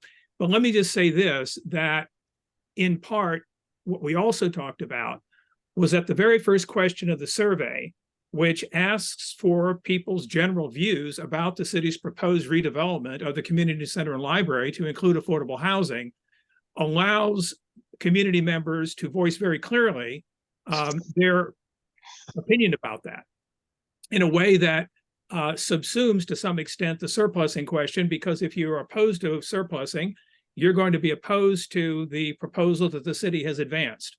And throughout the course of the survey, you also have opportunities to assert your view in opposition to the proposed redevelopment.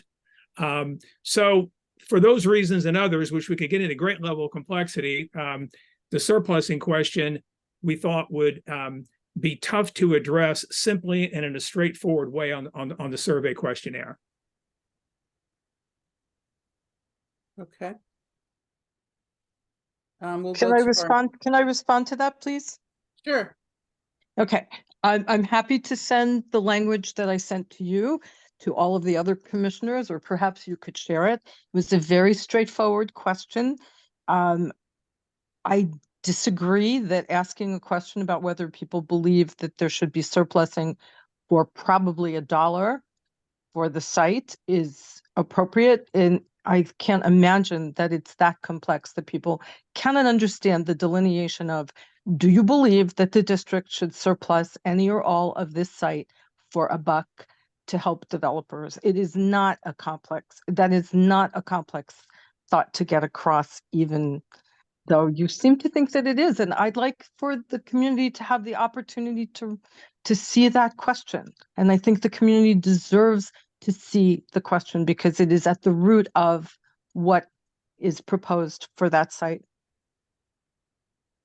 So please, Commissioner Gore, please share my email with your fellow commissioners. It has a very simple question attached to it, and I think it should be included. I'd really appreciate it if you would give that serious consideration before you send out the survey.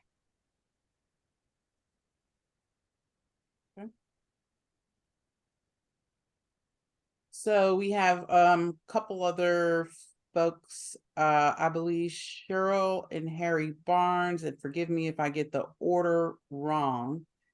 Then we'll go to, I believe, Elizabeth McPike, Andrea, Claudia, and Greg.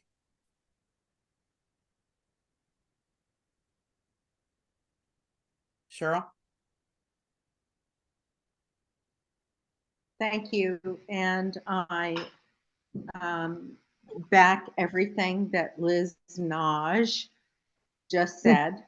Thank you. And I think that the idea that this ANC could ignore the vast community support for no surplus and no housing on this site is just unbelievable. That you would go forward with whatever you're doing and ignore what the community is saying. Could I just respond to that? Yes, please. So, This is horrible. Question 1, the options under the current draft. I support the redevelopment of the community center and library site to include. I support the redevelopment of only the community center and library. I do not support any redevelopment of the site. I do not feel I have this information. So off in question 5, you have well, Peter, I would have to say that we tried to give you a very fair survey set of questions that would not be completely in line with what CCB believes. We try to influence your set of survey questions. I think you did. I mean, at question 6, one of the options is, I do not support any affordable housing at the community center and library site. I mean, what, you know, I mean, what do you want for directness if that ain't direct? Actually, CCB supports no housing at this site. Well, there's then a good thing for you to do when you get to question 6, if this stands as this draft stands, is to check, I do not support any affordable housing at this community, at the community center and library site. And I think I should let Andrea Rosen speak to that, because CCB is adamant in that we do not support any housing at this site. Question 7 that says, I do not support any housing at the community center and library site.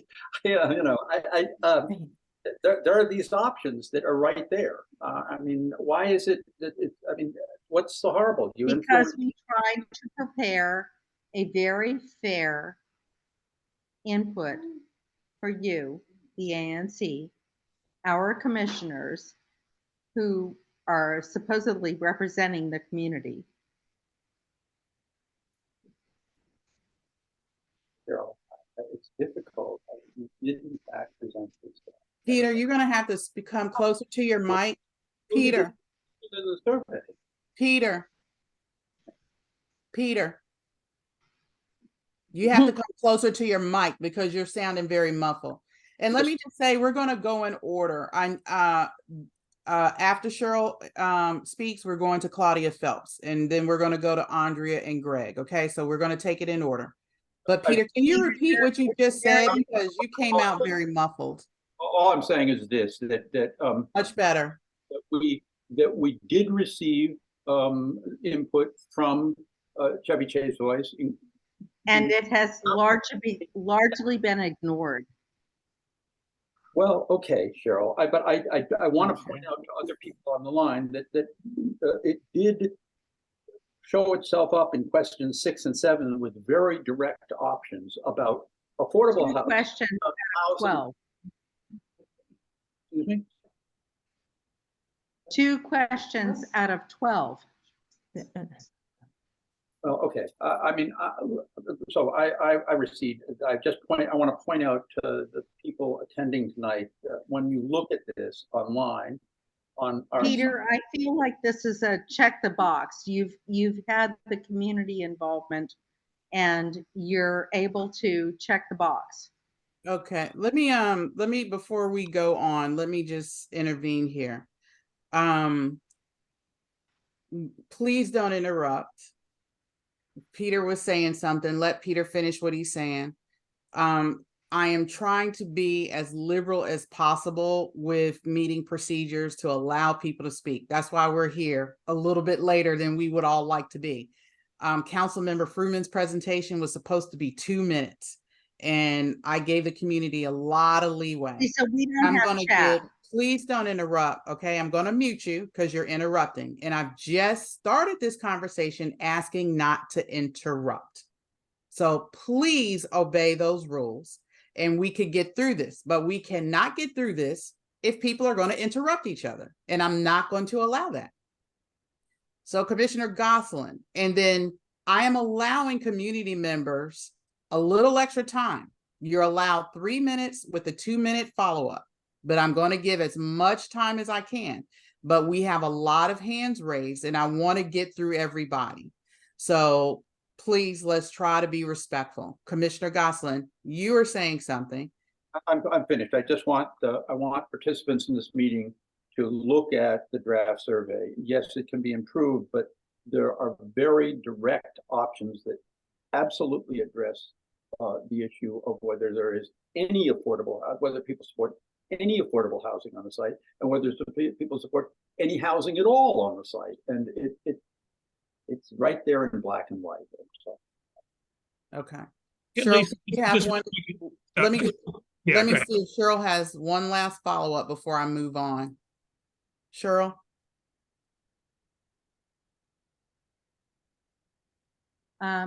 Thank you, Peter. I really appreciate that you have looked at the issues, and I would just ask everyone to please look at the issues of housing on the site. I don't think that this has been explored completely by the community. I think it's being stifled. And I think that the chat function on this site should be restored immediately. Thanks, Cheryl. Let me go to Claudia Phelps. Hi, Lisa and others. I would actually ask you to call on Andrea Rosen first, and I'd like to follow her, please. Okay. Thank you. Mm-hmm. I just wanted to say with regard to the surplus question that, living in the United States today, we often feel frustrated that words seem to have no meaning. And the law that deals with surplus and disposition requires the council to basically certify that there is no further public use for what is being surplused. That is the law. And I think that people that are elected officials should be held accountable for their actions when they certify something as false as that there being no public use for this site. That's one of the reasons I think that the question should be on the survey. You can explain that it's necessary to declare some part of the site surplus in order to dispose of the property to a private developer for the creation of housing, including affordable housing. That's pretty much the full story, and just see what comes out of it.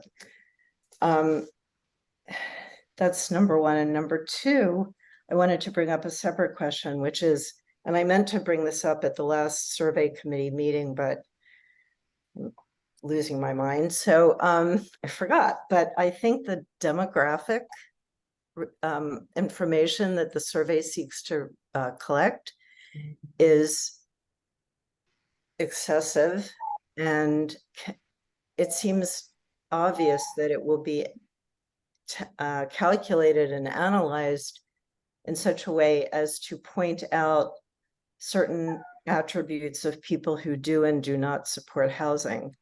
And I fear that people with certain characteristics, such as people of a certain age, people who live in a certain kind of dwelling, and people with certain skin color will be demonized if, in fact, the majority comes out to say, or even if it doesn't, that housing is that people believe housing is not a compatible use for the Chevy Chase Commons. So I would urge you to scale back on the demographics. I mean, I can't see anything that's of utility other than being able to confirm that the respondent lives in the ANC. So that would be having them indicate what their SMD is. And then also delineating age between, let's say, below 18 and 18 and above, because at 18 you can vote and you can serve in the military. So you should be able to have a say on this as well, I would say. Other than that, the rest of it just seems to me to be sort of to contribute to the ongoing shaming campaign, which I'm heartily tired of. Yes. Thank you. Thank you very much. Mute her. Claudia? Yes, thank you, Lisa. First of all, one of my points was going to be what Andrea said about the demographic information. It is way outside the scope of the information on this survey to be inquiring about a number of those issues. If you just look at the demographic questions, they're perfectly reasonable, and you see them on lots of things, but they have nothing to do with the people who are responding to this on this particular issue. So I agree, the age issue is particularly inappropriate. And I could provide you more details, but I've been an operations researcher, designed surveys before lots, and this is way, way, way outside what it needs to be for effective data gathering in order to interpret the survey results. My second point, excuse me, is that this survey is not a neutral survey. It is a survey with an agenda. And I think that those of you on the commission, and I don't remember who on the committee to develop the survey, would do well to go back and really try and structure the questions and the answers in a way that is neutral to the subject as opposed to the agenda, which the survey clearly has. And I direct you to question number one. Question number one, the first answer is, I support surplusing the, no, it doesn't say surplusing. I don't have it in front of me. I support housing and totally revitalizing the site. Well, that's what you want everybody to say. It's not appropriate for you to have that statement instead of a neutral statement as you begin the survey. And the questions that follow are only a variation on that. So I think it would be wise for those on the committee to reevaluate both their agenda and the survey in that context. Thanks. Commissioner Gosselin. I just want to read the other options under question one. And we could argue about whether I support goes first or I don't support goes first, but you are given 5 options, and one of them and several of them are basically say, I have no preference, I don't feel I'm informed, I do not support any redevelopment at the site. I mean, it's easy to change this by saying, oh, you all have an agenda, but look at the 5 options you've got. Yes, we could have other options, but I honestly, you know, why is it that this shows such an agenda? I mean, I believe, although this is not really useful information, I believe that when Chevy Chase Boyce gave us a draft of the original draft of their version of a survey, it started with "I do not support." Okay, but so which is neutral? I mean, right? I mean, we could do coin tosses for how we order them, but honestly, I mean, the notion that there's an agenda here, we work really hard to try to be neutral. And if we're imperfect about it, okay, but the notion that we start with a word like "I support" and offer people 4 other options, you know, is cooking the books, is nuts. No. Peter, it matters what the first answer is. The first answer sets the tone for the entire survey. And the first answer is, I support the redevelopment. That is not a neutral statement. And it's not appropriate for you to make fun of people who are honestly concerned about creating a neutral survey. There are ways you can do that. And one of the first ways you do is not put what your preferred option is as the first answer to the first question on the survey. Claudia, I'd be glad to have a discussion with you about how you could change that in order to have a neutral survey. So so now is the time to have that discussion, because we're going to take a vote. So what would the first answer would you suggest be there? I think I'd start with, I do not feel sufficiently informed to have a view. You don't know whether the people answering this are really going to be knowledgeable about the discussion. And then you can go to other questions, but certainly not starting with the agenda of supporting the redevelopment. That should be one of the latter, if not the last item on this.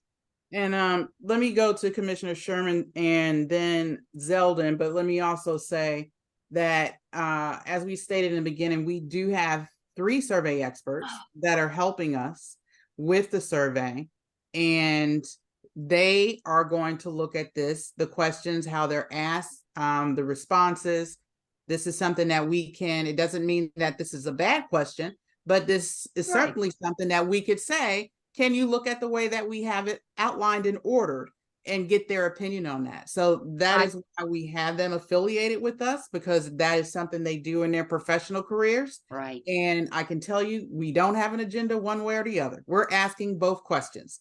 Maybe we asked it in the wrong order, and we'll definitely look at that.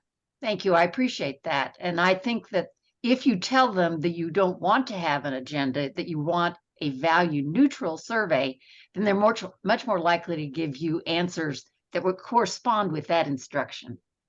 Thank you anyway. All right. Bruce, then Zeldin. Yeah, we have two of our consultants on the call tonight. Susan Geely is on and Steve Connors is on. So it might be good. Susan just texted me a note, Lisa. It might be good to bring them in.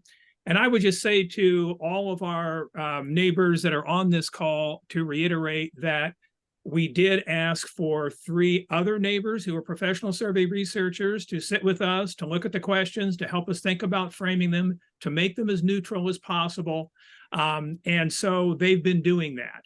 I think that it would be good if perhaps Susan or Steve would want to come in on this particular point. I agree. Yeah. Hi there. Can you hear me, Bruce? Yep. Yeah. So I just wanted to clarify that this is Susan yeah, Geely. Sorry. Yeah. Susan Geely. I've spent a lifetime in, primary research among different populations and quantitative and qualitative, but the plan is to use SurveyMonkey or something similar.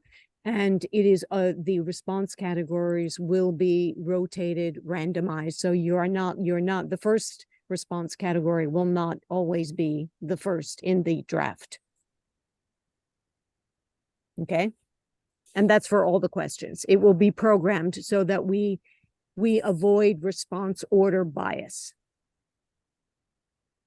Just quickly, Yeah, the point is not just what the order of the questions is, it's the order of the answers that makes a difference. The response category. That's precisely what I'm referring to, not the questions, but the response categories. So yeah, so that's precisely what I'm referring to. Okay, thank you. Mm-hmm. Okay. Thank you, Claudia. Let's go to Cal.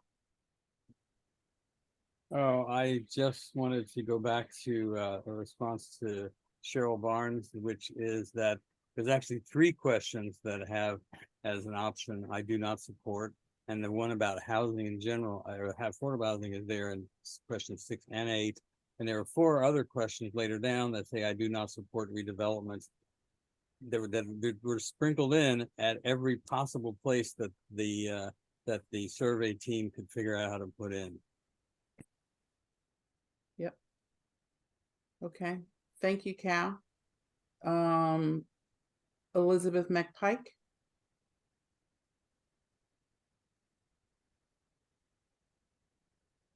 Unmuted? Yep, you're good.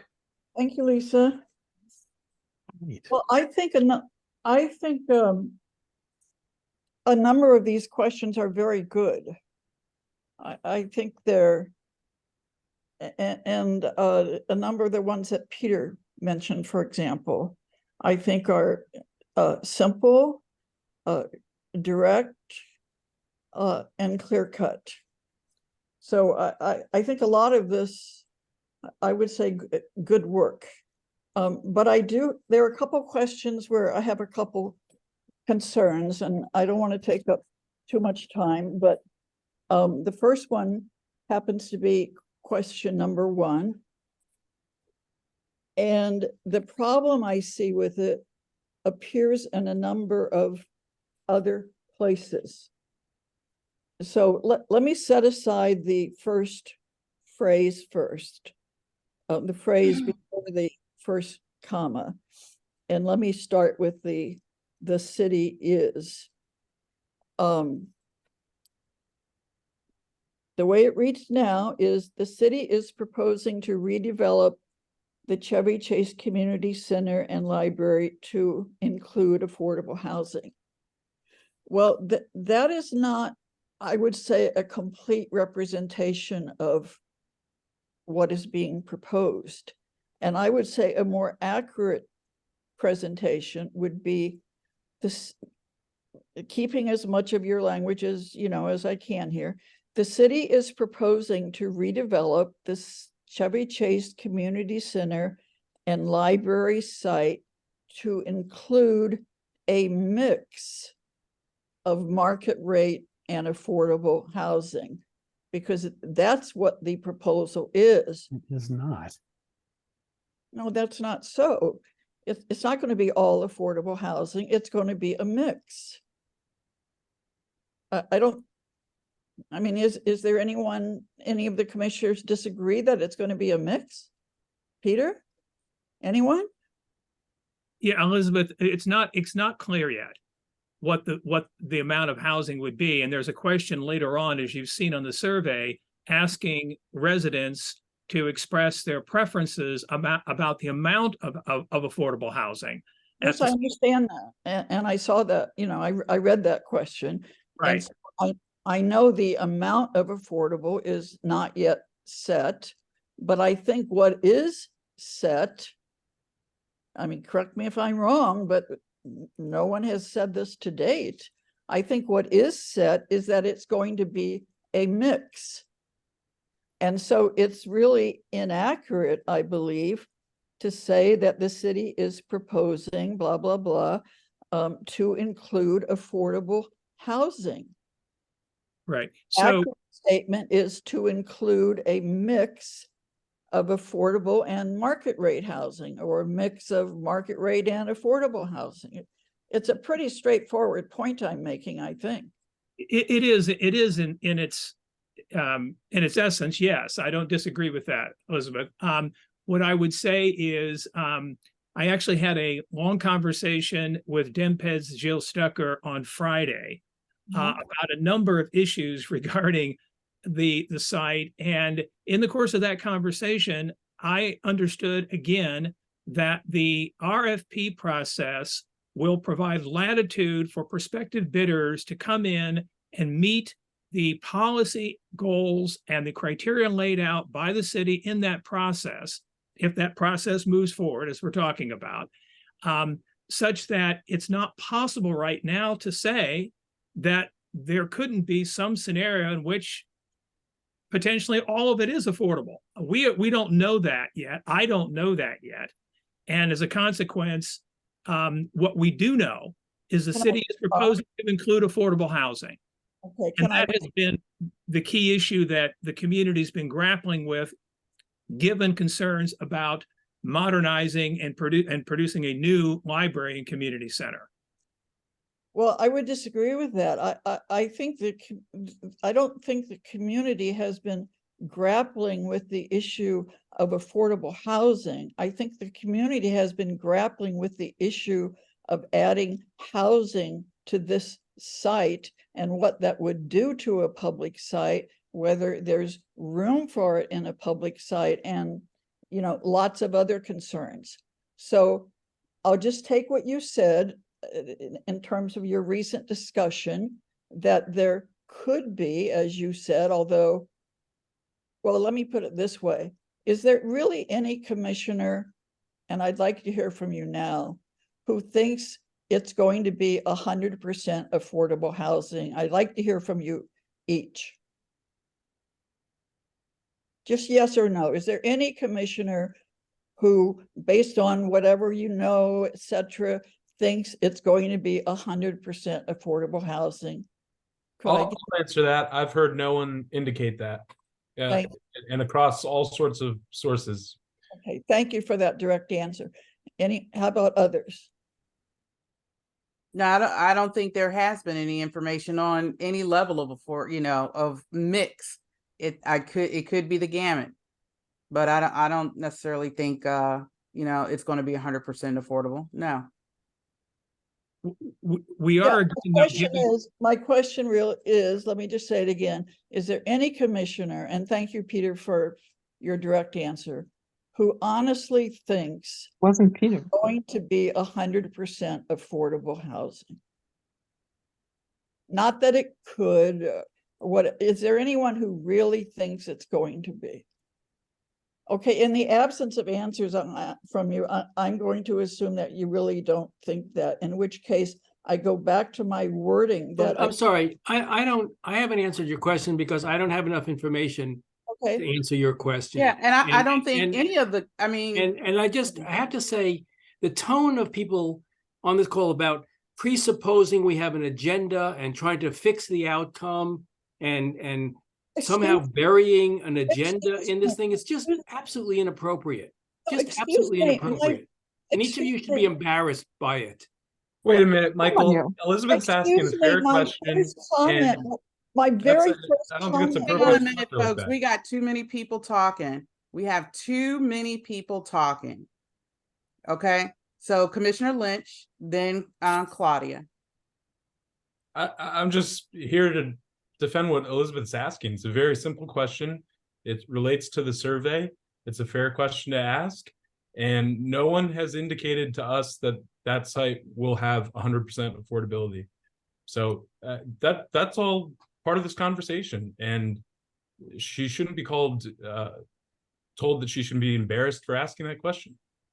Thank you. And Lisa, in my defense, may I say one other thing, which is, if you recall, I began my remarks with saying, I think much of this survey is very, very good. It's very, very well done. That was my first comment.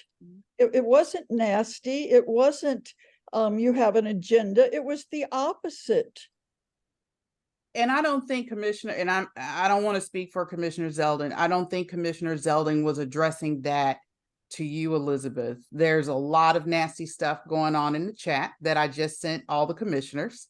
There have been comments that have been verbally said about us having agendas, which we don't. We're trying to be fair. So I don't want Commissioner Lynch, you, or Elizabeth, you, to think that Commissioner Zeldin was directing that to you. There are people on this call that have said that, and it is unfair.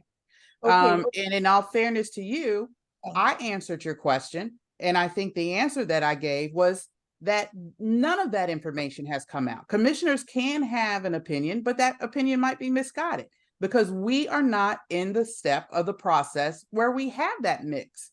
We haven't had any RFP proposals. We haven't had any of those discussions amongst the people that are really going to be making those decisions. So we could think what we want to think, but that doesn't make it reality.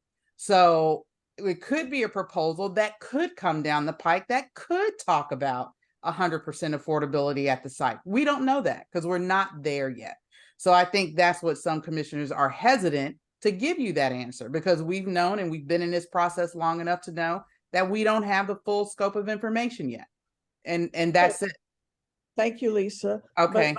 But again, I think it is fair to say that that from what this discussion for the last year has been, I think a more fair wording for this question is that the city is proposing to develop, et cetera, to include a mix of affordable and market rate housing. My point is very simple. I think that's a more accurate reflection of what the last year's discussion has been. And I think it's a more accurate reflection of what really and truly everyone believes. And I agree. Thank you. Well, And let then me use point it. out, and I'm not making a separate point here, but I just want to point out that that exact wording, the wording that I think, is not good wording, is in the headline of the introductory page. So the headline for the introductory page is District's Proposed Redevelopment of the Chevy Chase Community Center and Library to include affordable housing. And again, from all we know, that is not the proposal. It's to include a mix of affordable and market rate housing. Thank you. That's the end of my comment. Thank you. Okay, I do want to come back to her point, but I want to keep moving on with folks in the audience. So that Elizabeth Vaden is next. Hi, thank you. First, I just want to say thank you to the members of the survey committee and also to the members of the community who have participated and weighed in on that process. I know and I think I could speak on the rest of the community to say we really appreciate the hard work that you've been doing on this. So thank you. I just wanted to offer one coda. It wasn't actually part of my initial comments, but very briefly, I do have an issue with the idea that no one has indicated that this site will have 100% affordability, to quote Peter Lynch. Nobody has indicated that this site will not have 100% affordability either. And the city has not said, it's true, that it is going to put in 100% affordable housing, but it has not said it's going to put in a mix of affordable housing and market rate either. It hasn't said that. The only thing the city has absolutely said is that whatever any housing it puts in will be a minimum of 30% affordable. That's all we know. The group that I'm associated with, Win Ward 3, has proposed and believes it's absolutely possible. We wouldn't be proposing it if it wasn't possible, that 100% affordable housing will be built there. But you can come back to me in a year and tell me, see, you can tell me when those results come about. Anyway, what I was actually going to say, speaking on the other aspects of the survey, I had 3 specific comments and then one sort of more general comment.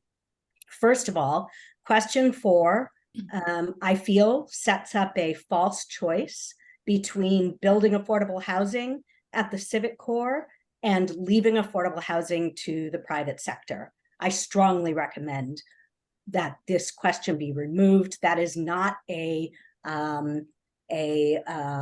choice that has been put forward by anybody in the DC government that I'm aware of. Secondly, on question 13,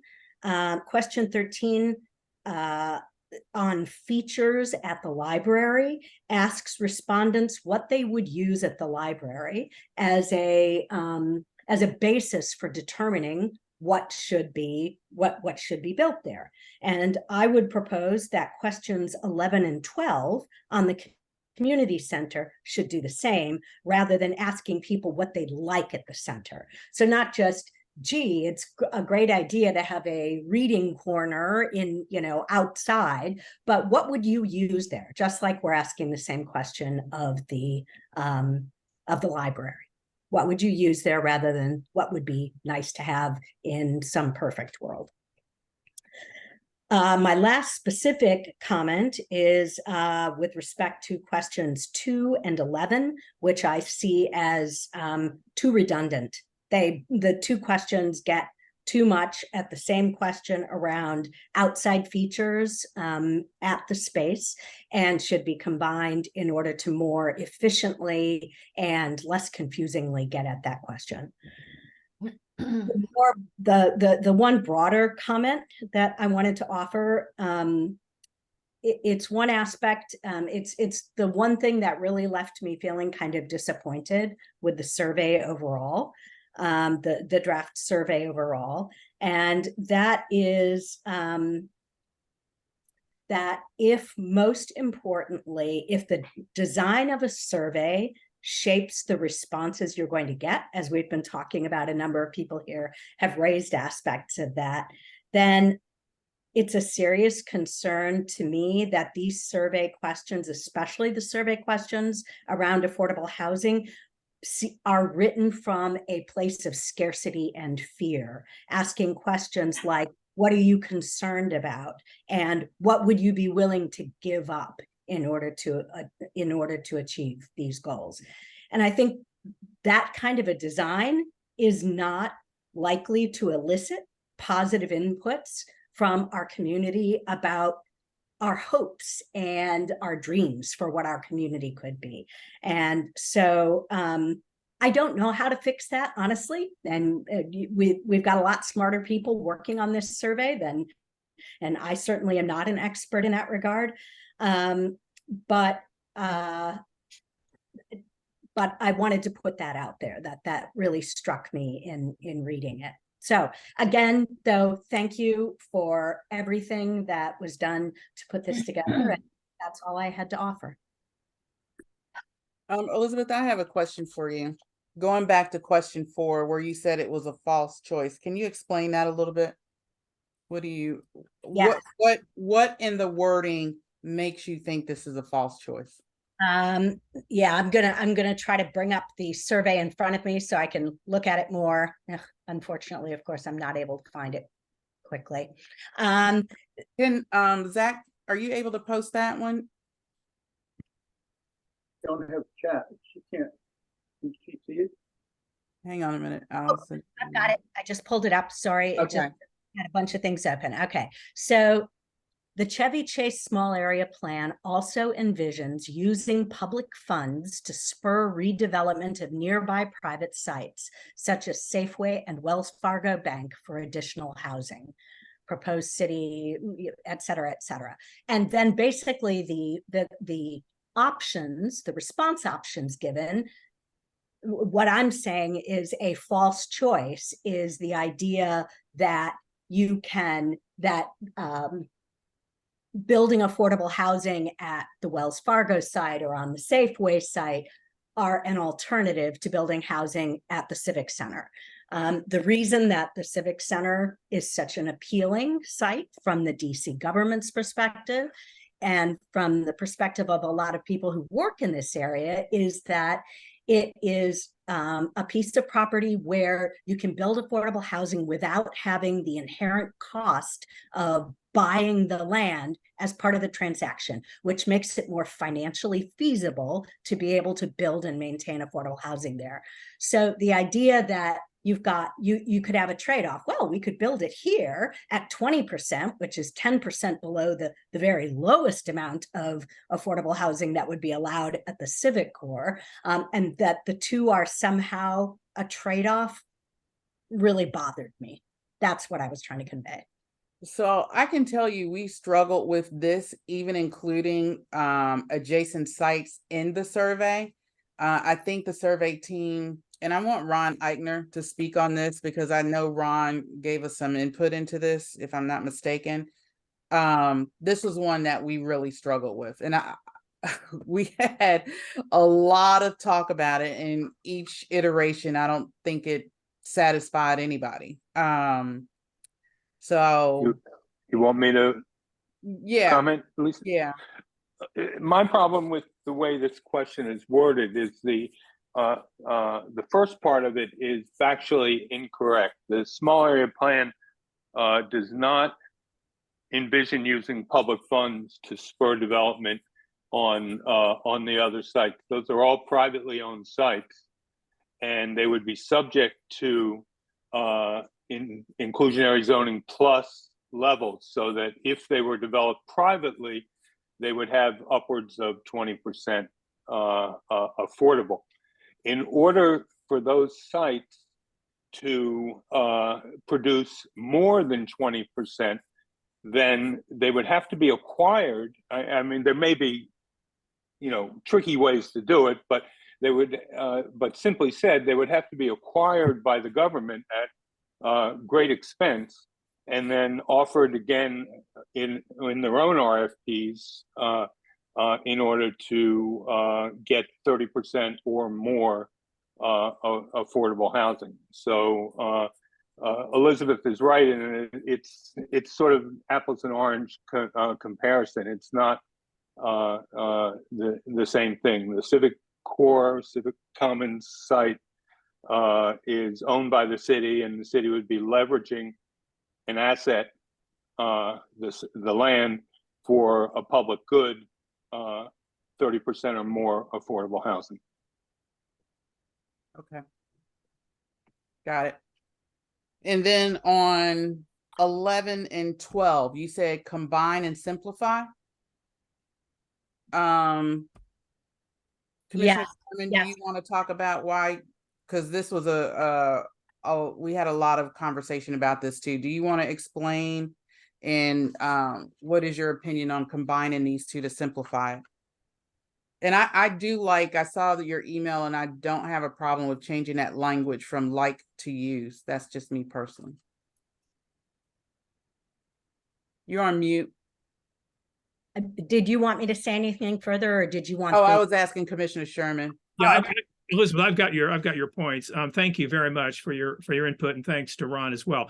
Listen, one thing about our process here, which is that keeping in mind we are trying to hone this to go into the field and test this, which Lisa mentioned at the top of this segment. There's a lot of input and more input to come.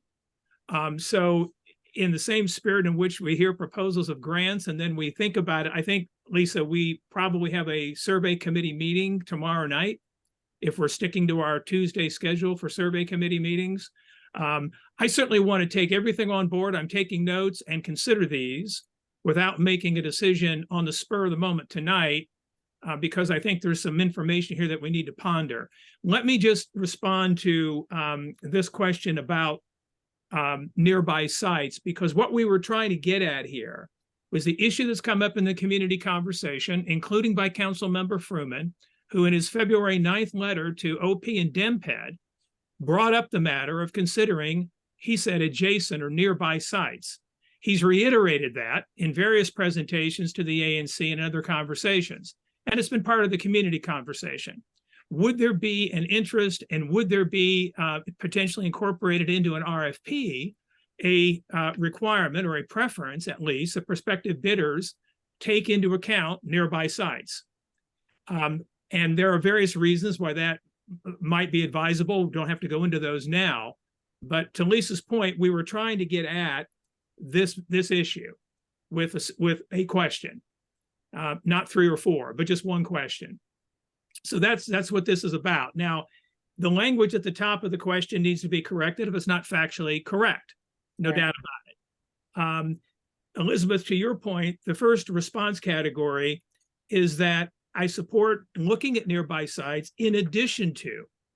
So it's not saying one or the other, it's saying both, which is, again, what has been in part of the community conversation.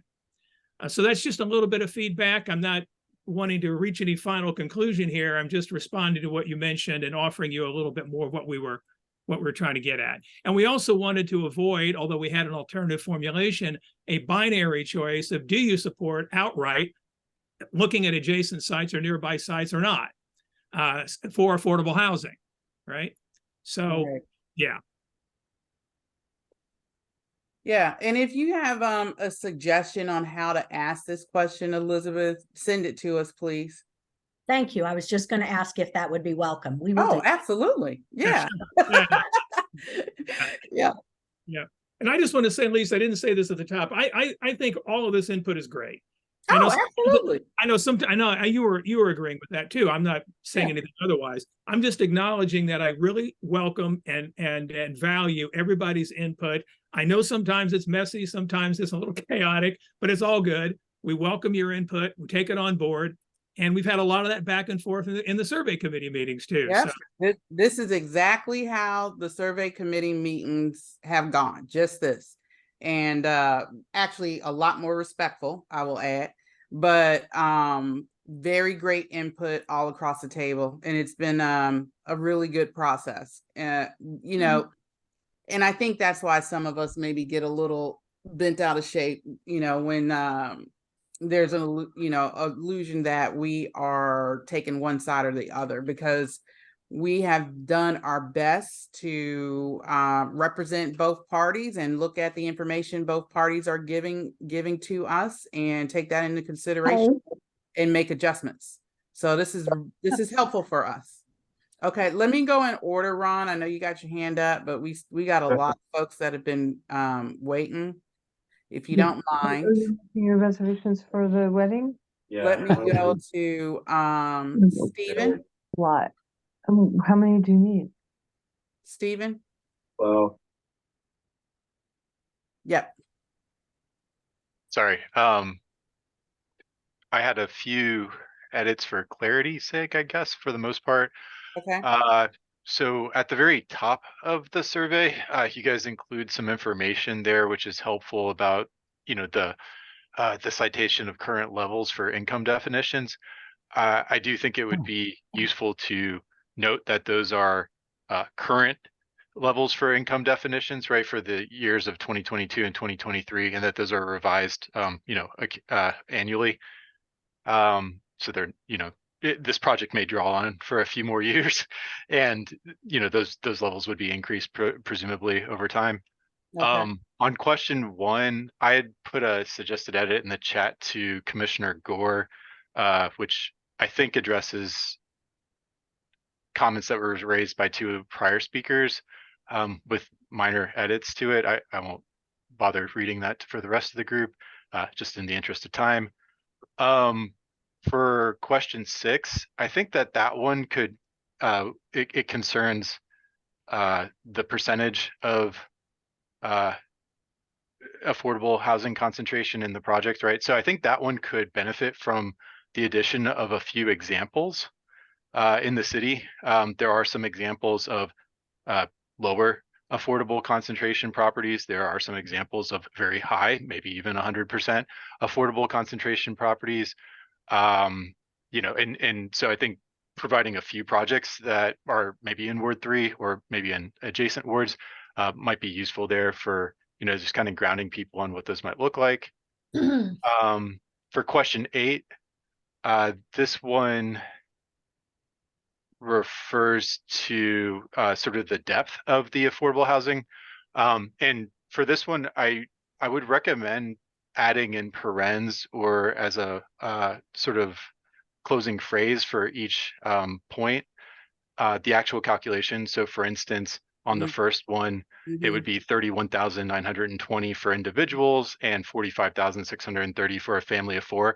It'll just make taking the survey a lot faster for someone who's going through it rather than forcing them to break out a calculator.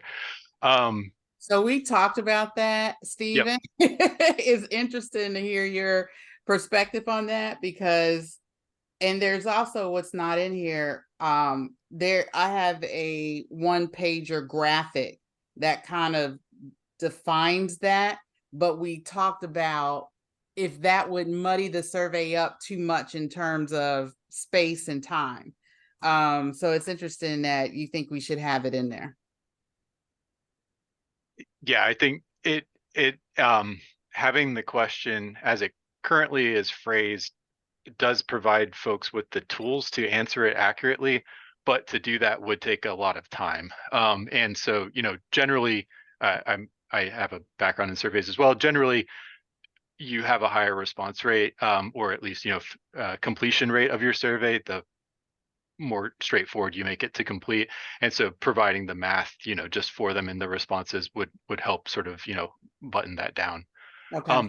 You don't technically need to do it for every response, right? Because you can sort of just provide it for like the top one, the middle one, and the bottom one, for instance, and that would at least allow a triangulation of it, with a rule of thumb. Let's see. Someone earlier had brought up that you all were using SurveyMonkey for randomization. That's great. That solves the problem of selection response bias. I would note that you probably shouldn't turn that feature on for all of your questions. Again, for purposes of simplification, a question like question 8 has a naturally progressive order to it. And having those responses in that naturally progressive order is a good way of making the survey easier to read and easier to take. So I would just say, some questions like the one that we were talking about, the first one, makes a lot of sense to have that one randomized. Another question like question 8 probably makes sense to not have it randomized. And so I would just, look into that with SurveyMonkey. It should also provide some recommendations on that when you're inputting into the tool. On question 9, which is a physical height one, again, that one I think would benefit from maybe some examples. For instance, just including like a property that is on Connecticut Avenue around that area that's of that heightage, just to, allow people to have that, resonate with them. So let me ask you this, Stephen, this is just a question. Are you saying, for clarification, an example for each height category? Or because we did have in the body of the question 5333, but are you saying an example of the height for like a 40-foot building, 50-foot building for each height category?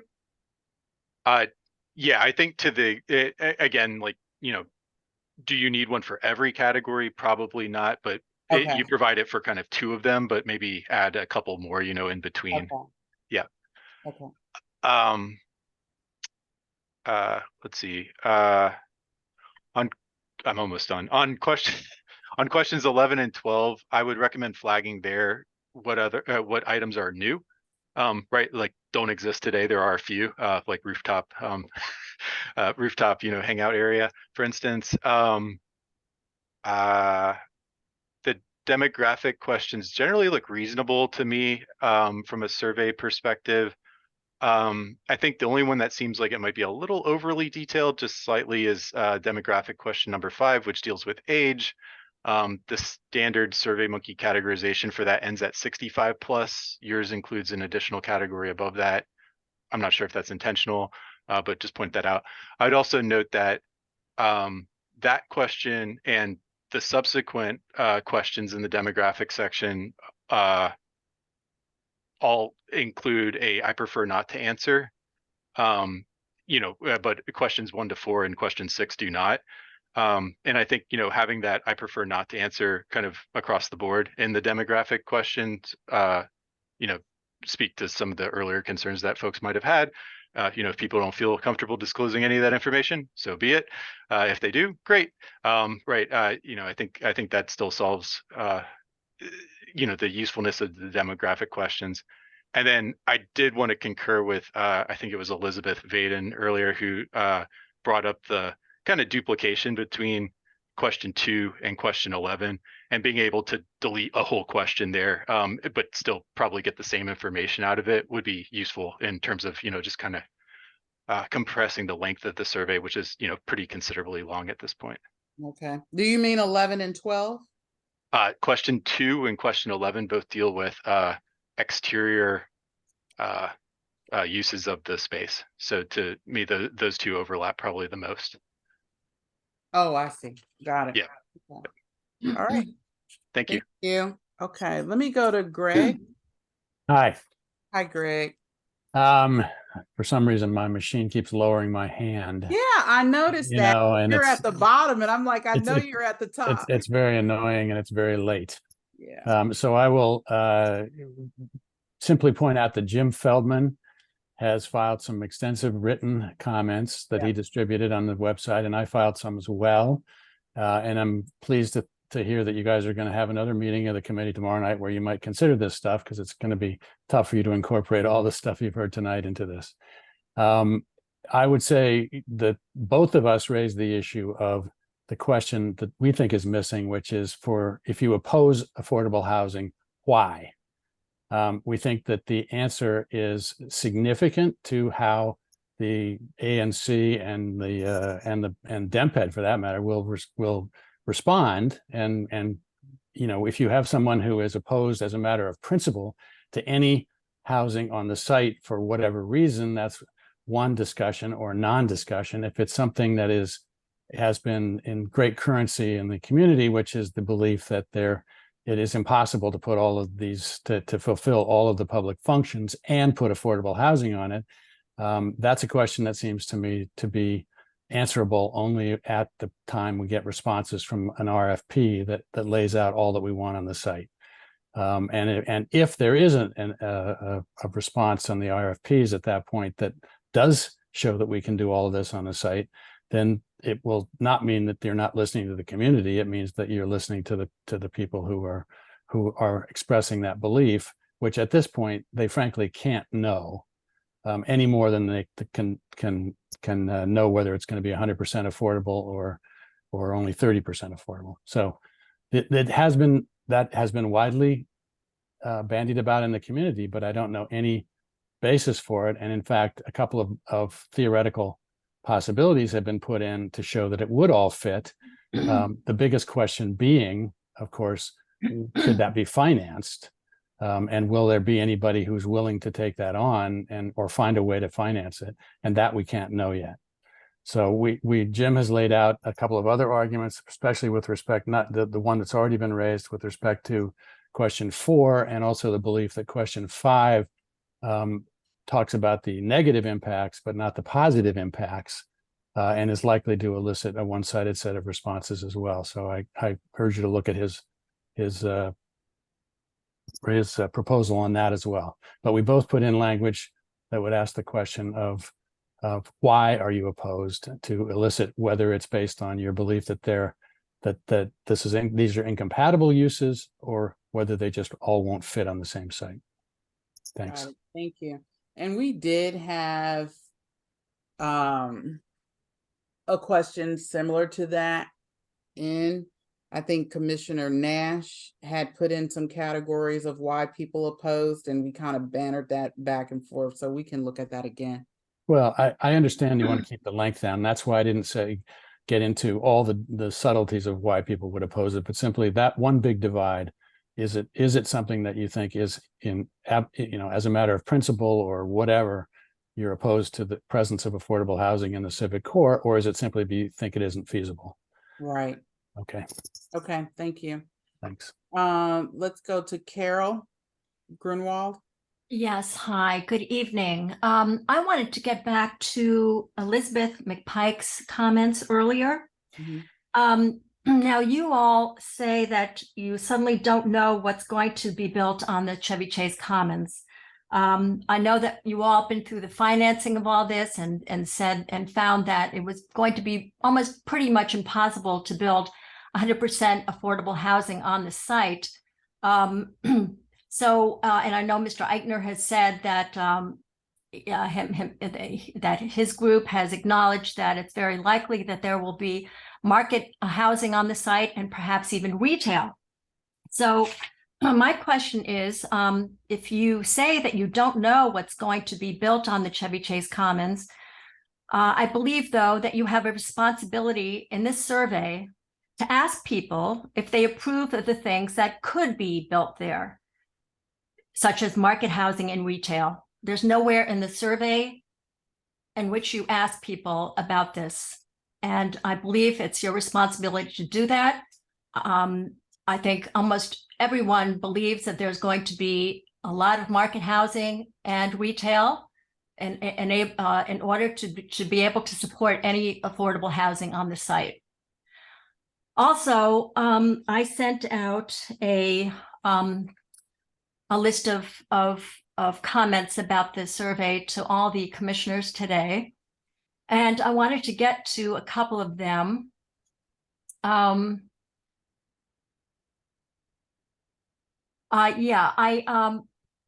found, question one to be misleading because it leaves out the possibility of having market housing and retail on the site. But I think that's been discussed enough. But I wanted to also say that I think question one is also prejudicial in that it calls out one group in particular, seniors, as being potential recipients of affordable housing. I think this, to single out a specific group such as seniors in this question is pandering to seniors in our community who are not savvy and will be happy to check yes to support the redevelopment of the community center and library site to include affordable housing. So I believe that no group should be singled out as possible recipients of affordable housing in the survey. And then Carol, let me address that real quick. I'm sorry? Let me address that real quick because we talked about the wording in this question, and this is for the other commissioners as well, a lot. This was also a big discussion point. And one of the things that we looked at is the wording on DMPED's site. I, in my version, actually linked to that wording because I think it's important for people to know exactly what DMPED said. That led partially to Commissioner Sherman talking to DMPED, but just to read that wording, and this is on our RFP March Madness announcement. DMPED says the site is a location of the Chevy Chase Community Center and Chevy Chase Neighborhood Library. Redevelopment of this site shall include new public facilities to replace the recreation center and library, as well as residential units, including affordable and senior housing. So Okay. that's where senior came in. Okay, but it wasn't senior housing- something that the ANC dropped in there. And Bruce, I don't if think, you I want don't to think give, I don't think it belongs there. okay, hang on a minute. I'm still talking. And Bruce, if you want to, because I think, did you not have a conversation with DMPED over the senior housing? Okay, can you give the community feedback to that? Yeah, well, so the this gets into a broader conversation, right? So as to what constitutes senior housing and what it means and what the restrictions are and how senior housing would work with affordable housing. So it's as I indicated in my note to everyone after I had the conversation with Jill Stucker, it's complex. So the language that you referred to is at their site. There's no question about that. And at the same time, if we mention that it's senior housing, and there are others on the call who know more about this than I do, Jill's explained it, and again, we can get into great detail on it. I think it's probably worth our while to hear him out. In fact, I mentioned to him that it would be important to do that. So that if we refer to senior housing in this survey or refer to seniors here, we're explicit in our reference and clear with people as to what we're saying and what it means. Again, I think it's a complex issue, but there are some who would know better. I just took away from the conversation that if you say that it's senior housing and it's reserved for seniors, it's all seniors. However, there are developments where at one location, there is housing for seniors and then other kinds of housing, including affordable housing, that is achieved by way of, and this gets into the weeds, separate entrances to the facility. So what exactly would be in play here is not entirely clear, and how we could capture it simply for this survey is also not entirely clear. May I speak now? Yeah. Yes. So senior housing is a form of affordable housing. Mm-hmm. And for that reason, I believe that no group should be called out as qualifying for affordable housing in the survey. Because if you call different groups out, then the members of those groups will say, yeah, hey, I want that. We'll sign up. So it's not fair that you're only centering here, you're only listing seniors here as possible beneficiaries of this affordable housing. So I'm going to move on from that. And then I wanted to say that your question 10 does not provide an option to select the current existing good balance of buildings and open green space. Okay, currently we have a very nice mix of buildings and open green space on the Chevy Chase Commons. And so in this question, one is only able to choose tall buildings or wide buildings, but many people want neither tall nor wide. Many people do want to keep or replicate the good balance between the buildings and the land and between height and mass that exists currently. And there's no opportunity in that question to address that. One gentleman who spoke earlier who said he wanted to know, he wanted to add a question to the survey asking why people were opposed to housing on the site. And I support that. I support that question. There are three reasons why people oppose housing on the site.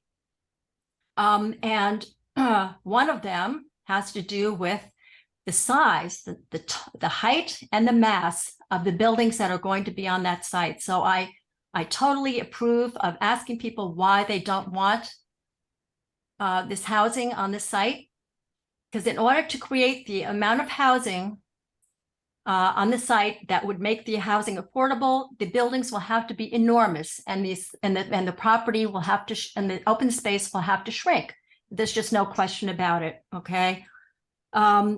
Okay. So the next thing I wanted to mention is the survey also doesn't ask people whether they want retail uses on this publicly owned land.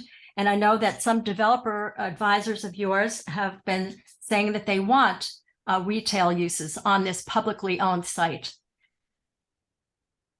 And I think many people will be opposed to that, giving up publicly owned land to put stores on there. And getting back to the demographics, I think that demographic section is inappropriate and should not be included. I'd like to know why. I'd like to know why you're putting the demographics in there. To what end are you going to use the answers? To my mind, having seen how this discussion, if you want to call it that, over the past several years has gone, to my mind, the information that you gleaned from these answers will be used to demonize groups of people. And those people are going to be older people, white people, and people who live in single family homes, because we've already been dumped on for 3 years. And clearly that is the reason you want this information. We've been called racist because we don't want enormous buildings. We don't want Bethesda-ification of Chevy Chase. And for that, we've been called racist. So I'm very opposed to collecting this demographic information, which is just going to worsen the divisions in our community. And my last question, my last concern is that I'm very concerned that the Coalition for Smarter Growth, Greater Washington, and all the other pro-development organizations, special interest groups, will have all their members bomb the survey with their responses. I would like to know, how will you ensure that only people who live in Chevy Chase, DC are able to take the survey?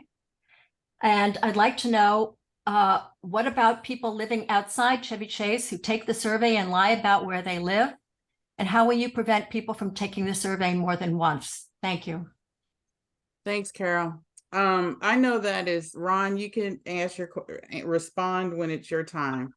Okay. I just want to, on the issue about, we don't restrict our surveys. I don't believe the survey that went out previously by a group was restricted. I'm not sure if it was or not. But the ANC doesn't restrict the survey use. We have a category of zip code and ANC single member district where we're able to tell where individual survey takers are from. But we'll work with the survey experts to make sure that, it's not survey bombed. Just like I'm sure the other survey members have done when they put their surveys out. So we'll make sure that we address that. I'm gonna go on to people that have not spoken on this subject. So Ron Khan, and then go on, Michelle. We'll go to Michelle, then Ron, and then Ron Eichmann. Okay. Okay, I thought I was next as I looked like I was in the list before Ron. Okay, I have several points. I also sent you all an email with more detailed stuff, but just to some of the points that have been raised here. With respect to some people claiming there isn't much difference between question number 2 and question number 11, I think that there is a difference, because question number 2 applies to the current outdoor features, okay? And I think it's important to let people know what those features are and to get their feedback on them. Whereas 11 goes to what would you like to have? And I'll talk about the wording there in a minute.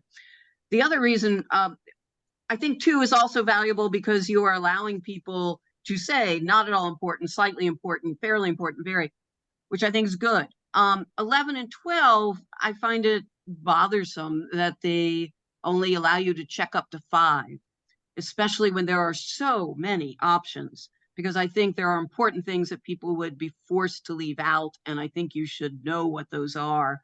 Again, I mentioned that in my thing to you. Bruce and I talked about this a little bit today, and he mentioned how, well, we don't want people saying number 5 for everything. I don't think people would do that. But I think it is important for people to indicate more than 5 things that are important to them, especially with this number. So I would prefer to see a very important, not important, etc. Also, with respect to the language, I believe Elizabeth Baden and someone else said, oh, it should be what you will use versus like.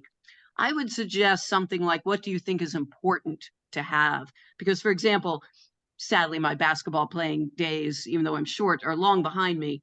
But I've been walking by the community center almost every day to see how it's used. And people use that basketball court a lot. Similarly, the playground tot lot, I don't care about it, but lots of people use it, even though it's very sad looking. It gets a lot of use. So I think something like that, rather than keeping it, rather than turning it into what would you use, it should be what you think is important. let's see. Now, with respect to what Greg Schmidt brought up about adding a if you oppose housing, why question, I strongly oppose this. People should not, in a survey in which you are using, numbered metrics and whatever, there's another phrase for this, getting a response you can tabulate. There should not be one question in which you are saying, give us a reason why, okay? Why, like asking people to justify why they feel a certain way. That's just totally inappropriate. And as to his point that if it's because they think you can't do all the public functions, well, let's look at the RFP. I mean, some of the things that the pro-development people on the listserv have suggested is, well, the basketball court could be inside. Okay, that's a completely different experience. And also it'll end up being closed on Sundays and anytime the community center is not open. So it won't be as available. Or put it on a rooftop, same problems. Or, okay, some of your outdoor space may be under an awning. I mean, look, you build housing on this site. It is going, you put an 80-foot building, it is going to really change the feel of this space. Okay, it just is. I can't even imagine it. The other thing that I think is somewhat important, and I'm not sure how you put this in, and I said this in my email to you all. Getting back to the current uses, I would somehow like the community to know, maybe in the background info, that there is a summer camp at this community center for 8 weeks. It's all day long for usually 75 kids. This year it's 50. They aren't sure. The people I talked to don't know why. It was one session less, but it's an 8-week camp. And I think a lot of people in the community don't know that. I didn't. And I think that's a really important thing to know about. Because again, you stick an 80-foot residential building there, what kind of experience is that going to be for these kids? And lastly, with respect to the 100% affordable possibility, I won't say it's impossible. I think it's highly unlikely. And I think it was, Ward 3 Vision has been involved in this from day one and has been, I think, quite involved in what it would look like. And they were not suggesting that early on. Just last summer, when someone suggested just lowering the scale of the building to maybe 4 stories, Ward 3 Vision immediately objected, saying you can't lower the scale. That way the developer won't be able to make enough money. You have to have scale. So their whole idea has been that there will be market rate housing. They also talk about their letter that they sent with WIN and Coalition for Smarter Growth. Now they're trying to say we asked for 100% affordable. They did not. The letter says 100 units. It doesn't ask for affordable. So my sense is they started talking about 100% affordable when they saw people, frequently saying it's going to be all these luxury units. So that was sort of the response. Anyway, not impossible. We'll get 100% affordable. It would have to be a nonprofit. Are they going to pay for underground parking, which the city made clear they don't want to pay for? And are they going to chip in for the library and community center, which it sounds like the city wants some contribution? I just think it's really unlikely. So that's it. Okay, thank you. Ron Eichner, then Ron Kahn, and then folks, we're going to have to go back to the commissioners and get ready to wrap this discussion up. It's getting really late and I don't want to get in a debate with anybody, but I do want to clarify a couple of things. The request for retail that was referred to, I invite anyone here to go to the West End Library and see what a cafe next to a brand new library, what the vibe is, what the synergy and the energy is. That's the only retail anyone that I know has talked about.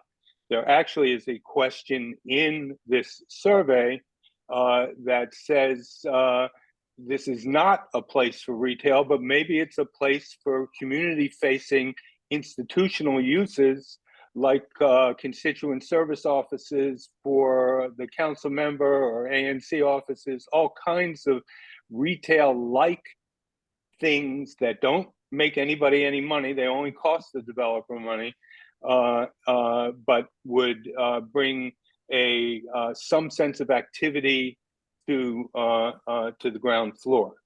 vis-a-vis Ward 3 Vision's assumption of whether this is 100% affordable, we from the beginning have said 100 units.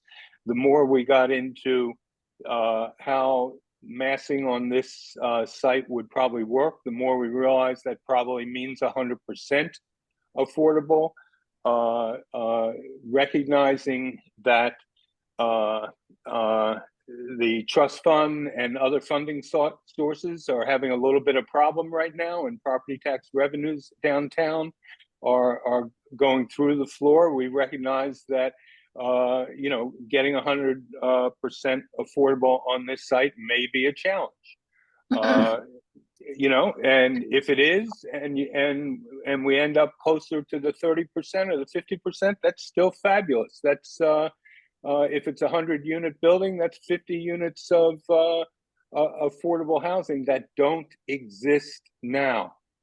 That's the important point. There's nothing now, and even a partial mix of affordable and market brings a use that has been excluded from this community for a long, long time.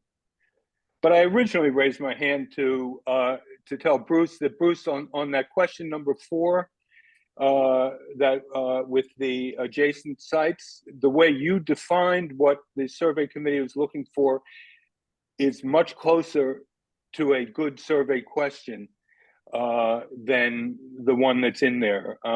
You know, one maybe a realistic question there is to ask people if a respondent to the RFP included adjacent sites in their proposal, would they would you be willing to give them some preference? That's a question which more reflects the reality of how things might go down than the idea that the city is going to come up with $20 or $30 million to buy Wells Fargo. So that's it for me. All right, thank you.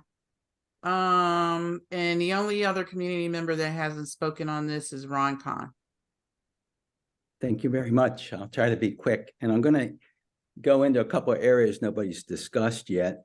Don't feel like you need to answer the question. It's more like take it down and maybe you'll, you know, think about it a little bit. Okay. My first question is, how is the ANC going to tabulate and report the survey results? Is it going to be kind of that's the facts, folks, or some type of summarization? Have you discussed that? That's one question. Another is, I've noticed there's one area where you're asking for non-ANC residents as a question to fill out in the survey.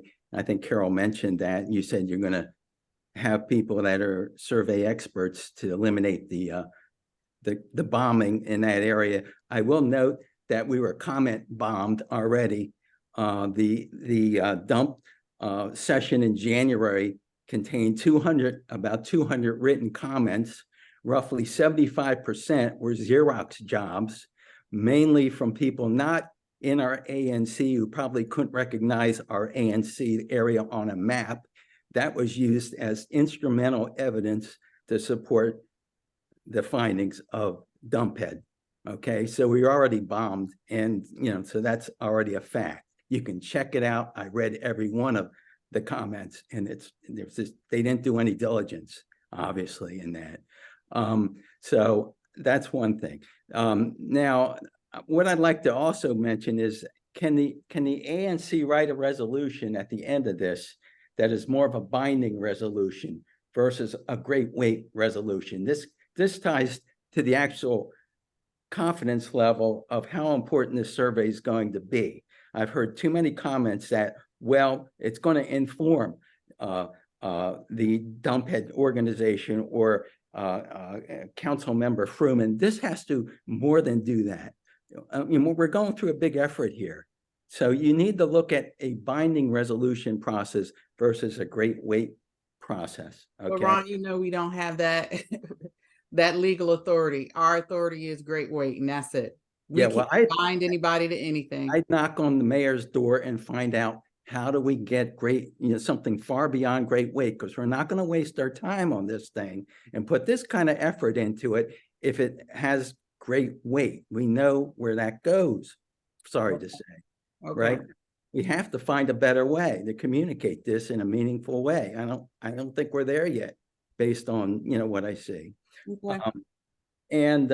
So the other thing is, it would be far greater, and we've commented on a lot of data that we're not clear on in terms of making an informed decision in the survey. For example, we haven't seen a visual of an RFP proposal. Without a visual of seeing what it is, it's real hard to speculate and have strong opinions on anything. I wish it was sequenced in a way where we had a survey which was based on the actual proposals, and you can do that, but we're not doing that. We're just pig in a poke, in my opinion, at this point. We don't have visual information. Without visual, we will not know what we're really talking about when we're filling in that survey. I wish there was a way to get visuals, including elevations, in that survey so people can see what XYZ ABC really represents in a pictorial way. That's all I got to say. Thank you. Thank you. Okay, so we're going to wrap this discussion up. Commissioners, do you guys have any other questions on the survey? Especially those that are not on the survey committee. Any questions? You guys cannot be quiet on this. I'll go. Thank you. I have a lot of questions. I've tried to email them well in advance to not take, it's 11 p.m. I could ask lots of questions, and I've gotten, I really appreciate the feedback people have given us. So I will, I don't think we need to craft every word tonight as we've talked about. So I'll keep asking my questions internally. I share a lot of, yeah, and I'm happy to talk to people more about this, but really the survey committee is doing the heavy lifting. I really appreciate everything they've done. I mean, they've worked so many hours on this. They're really trying to get the community voice heard and figured out. So I really appreciate what they're trying to do. So with that said, I think what we'll do is take all the feedback back to our Tuesday meeting. We have got to get this out, folks. I'm glad we did, though, have this discussion with the community to get a broader understanding of some of the feedback. I'm sure we'll continue to get feedback from our forums and through email. But Tuesday, we need to try to kind of finalize everything. One of the things I do want to ask the the broader ANC, is there any theme that you guys have heard tonight or has not been discussed that is not included in the current survey that the survey team needs to talk about? So we have height, we have adjacent sites, we have affordable housing in there, we have the housing. Yeah. Is there anything that you guys feel that we left out, or are you all comfortable as an ANC with us moving forward on this document, refining it with some of the suggestions, not obviously all the suggestions? The survey committee will take into account what was said, and we will do our best to, have a good unbiased product. But are you guys comfortable with what we have put forward thus far? Michael? Yeah, I'm very comfortable with it. I would make a couple of quick observations. One is we can't let the perfect be the enemy of good. We can do the best we can. I think that the survey as written largely captures all of the issues that we've been discussing for almost 2 years now, without a predisposition to an outcome. I'm sorry to say, I'll say it again, that representation that we have a predisposition is just wrong and unfair. But the second thing I would say is that in terms of the question of how is the survey going to be tabulated, it's a question to ask the survey people. But my experience in doing surveys is free text answers are very complicated to aggregate. And I would just, ask the survey people about that. I just found in my experience writing and conducting survey work that proved to be much less helpful than one might have thought at the outset by asking, why'd you think this? I just don't think those are easily tabulated questions and might get us a lot of information that's not helpful or usable. But otherwise, I think you guys have done great, and very proud of you. Thank you. Let me go to Mary Rouse real quick. She just had something that she thought was an inconsistency in a survey. I want to get that on the record. Mary?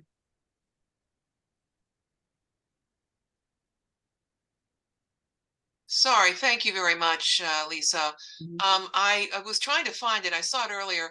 Perhaps somebody can help me. I saw a 20% and a 30% listed, and I wonder if somebody else caught that, or maybe I just read it wrong about the amount of affordable housing. Does somebody remember a 20% figure in there? Yeah.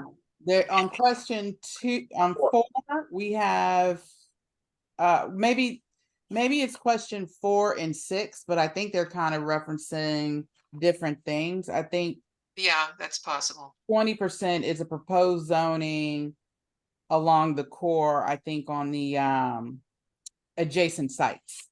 Right, right. Yeah. Okay, so you Usually guys, zoning plus on the adjacent sites, nearby sites would be 20%, and it's 30% on the civic core side. I can tell you that's very confusing. I can also say, quite honestly, this is a very complicated survey. It's too long. It's too complicated. I apologize for saying that to you guys, but it's really true that it's going to be, you know, only the real diehards are going to take this survey. You're not going to get the numbers that you may want or that should be doing it. It's just too long, and the answers are just too long. And I definitely agree that the demographic info just makes it longer and more complicated. And what's the point? So I would vote that you really try to streamline it if you can. I know it's not easy. So just, Mary, just a quick response to that. And I appreciate that. And we obviously wrestled with the number of demographic questions, with a number of questions that were involved. We're very sensitive to the length of the survey. The one thing that we're going to do after tomorrow night's work with the survey committee is, of course, to finalize the draft and then test it.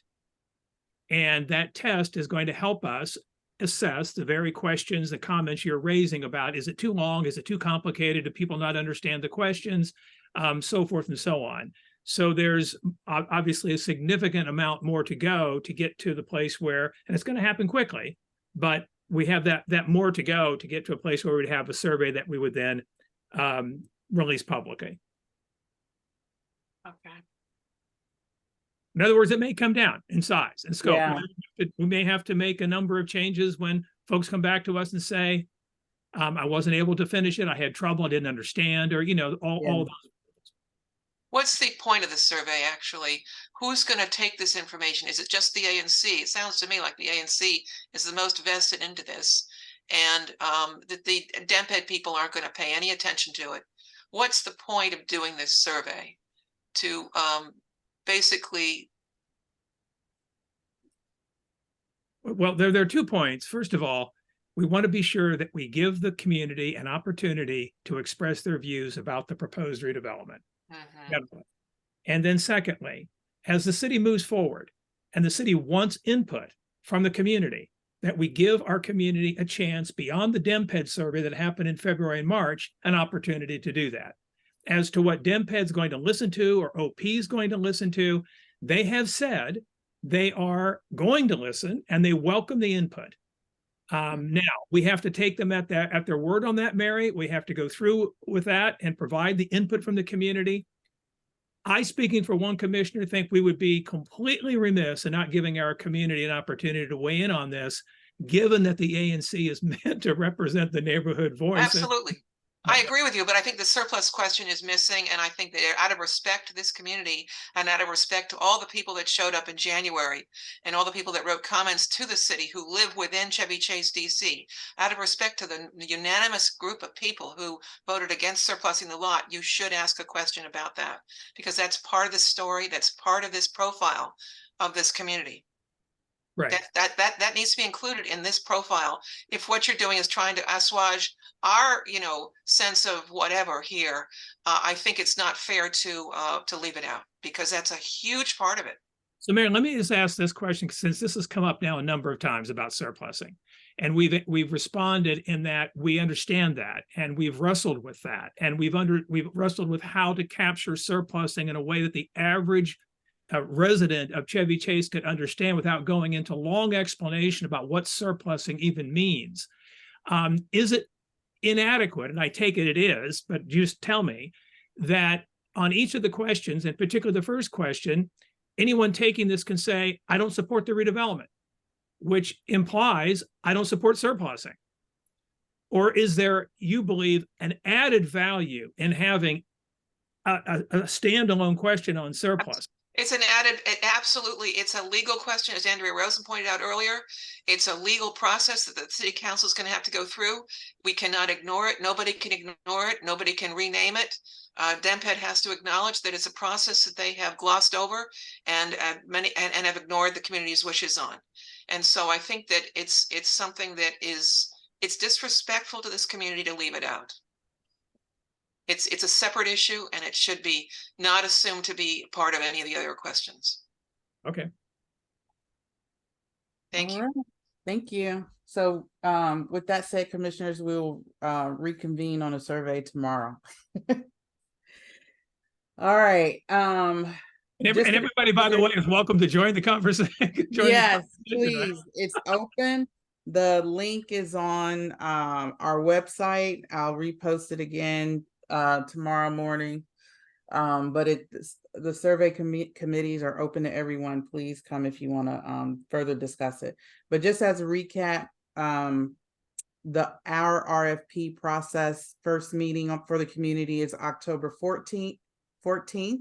The second meeting is going to be on the 18th. We were hoping to have Joel, and I don't know if Joel joined. I didn't see him on here, but Joel Lawson was going to give us an update on the zoning. Which is he still here? Yeah, he's on the call. I see him. Joel, do you want to give them an update? Hi. Oh my gosh, thank you. Good evening, or maybe I should almost say good morning. No-dos. Yeah. Thank you. No, this was an interesting discussion. So I was happy to kind of sit in the background and hear a lot of what was said. So if you would like me to give a 2-minute update, I'm happy to. If you'd rather, if you have other items you'd rather wrap up and get on to other items, that's also fine with me. Quick 1-minute update. Okay, well, I'm not sure I can do anything in 1 minute, but I can try. Well, thank you for giving me this chance to give a very quick update. As we talked about at past meetings, the Office of Planning is now preparing our report to the Zoning Commission, and that report will include the proposed zoning for the approximately 3-block long commercial corridor in Chevy Chase. You kind of all know where it is. This rezoning is going to be the result of the policy objectives in the 2021 comp plan and in the policy and land use maps, as well as incorporate the guidelines of the Chevy Chase small area plan. The report will provide analysis of the proposal against these policy objectives and guidelines, and will also include a full racial equity analysis using the Zoning Commission's own racial equity tool. I'm going to skip over just a few things I'd written down and just kind of get to a couple of things that we're proposing to change from the last version that you saw. In response to community comments at previous meetings, we'll be proposing to further limit lot occupancy on the civic site to 60%. Most mixed-use zones actually have do not have a lot occupancy limit for non-residential uses. But on this site, we originally proposed 80%, and we're now proposing 60% lot occupancy on the civic site. The second thing I just want to alert you to really quickly is a non-substantive change to the draft that we're working on now. Very recently, the Zoning Commission approved a reorganization of the zoning regulations themselves, as well as a new form of naming for zones from what we were using previously. So we may have mentioned this in past meetings because it's actually been in the works for some time, but it got finalized and happened a little bit faster than we anticipated. So the wording of the zoning that we take forward will take into account this new zoning format. And it'll also take into account the new zoning nomenclature, the way that zones are going to be named. So we'd originally proposed NC 18 and 19, with NC standing for neighborhood commercial. We're kind of moving back a little bit to what the zoning names used to be, where it kind of calls out the neighborhood where the zoning is actually going to be in place. So instead, the zoning name that we'll be proposing is, and I'll explain this, NMU4/CC. So the N stands for neighborhood commercial.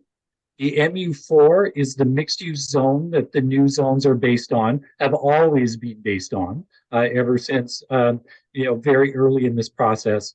And the CC at the end stands for Chevy Chase. So it's a bit longer, but the naming is a bit more specific to Chevy Chase. And since we're proposing 2 new zones, there'd be a CC1 and a CC2. Again, this doesn't result in changes of substance, but it will look different, and the zone names obviously are different. So that reorganization, now just quickly in terms of timing, that reorganization and redrafting of the regulations has slowed our process down a little bit. We'd hoped to be filing this zoning about a month ago. But right now we're looking at we expect to submit the report to the Zoning Commission towards the end of this month. That means that we would expect that probably in late October or early November, the Commission would take this up at a public meeting to decide whether or not to hold a public hearing on the OP proposal.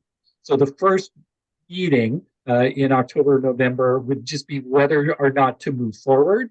And the second one after that, which would be the public hearing, where people would be invited to provide comments and to provide feedback. We would expect that wouldn't be happening until early in 2024 at this point. There is a fairly long period between what's called the set down meeting, which is the one in October, November, and the public hearing, which again will be in early 2024. So anyways, we're looking forward to continuing our discussions with the ANC and the community as the process moves forward. Thanks for giving me this little bit of time. Sorry for keeping you even later, but that's all I got. Thanks. Okay, thank you, Joel. Okay, we're gonna have to move on, folks. We'll have some more discussion about that, or please contact Joel directly. I'm sure he'll answer your questions, but we gotta push forward. I'm assuming there's no committee reports. I know race will have a table at Chevy Chase Day. Peter, do you have anything on ZDD? You're on mute, Peter. Yeah, it's only that we meet again at 5 p.m. Thursday, September 28th. It'll be a virtual only meeting. We'll discuss, among other things, what people's views are about how we should conduct ourselves at the October 14th and 18th DEMPED, our Okay. Let's go to commission business. Commissioner Ferguson, I know you have some treasurer's reports. Right, let me try to share my screen. So this is so we're supposed to use 2 meetings to present the annual budget proposed for our ANC for the upcoming fiscal year, and then the next meeting we'll vote on it. So this is just for discussion purposes.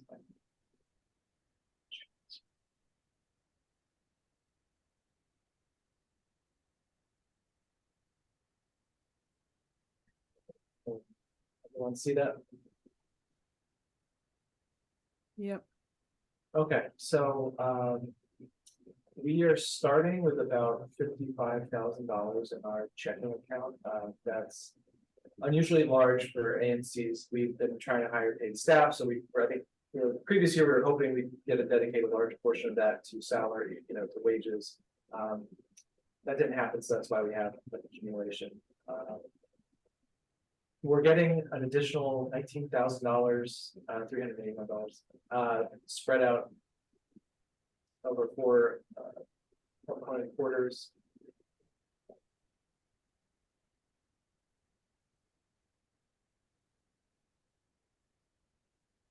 So here's, you know what, I think this is actually last year's budget, sorry.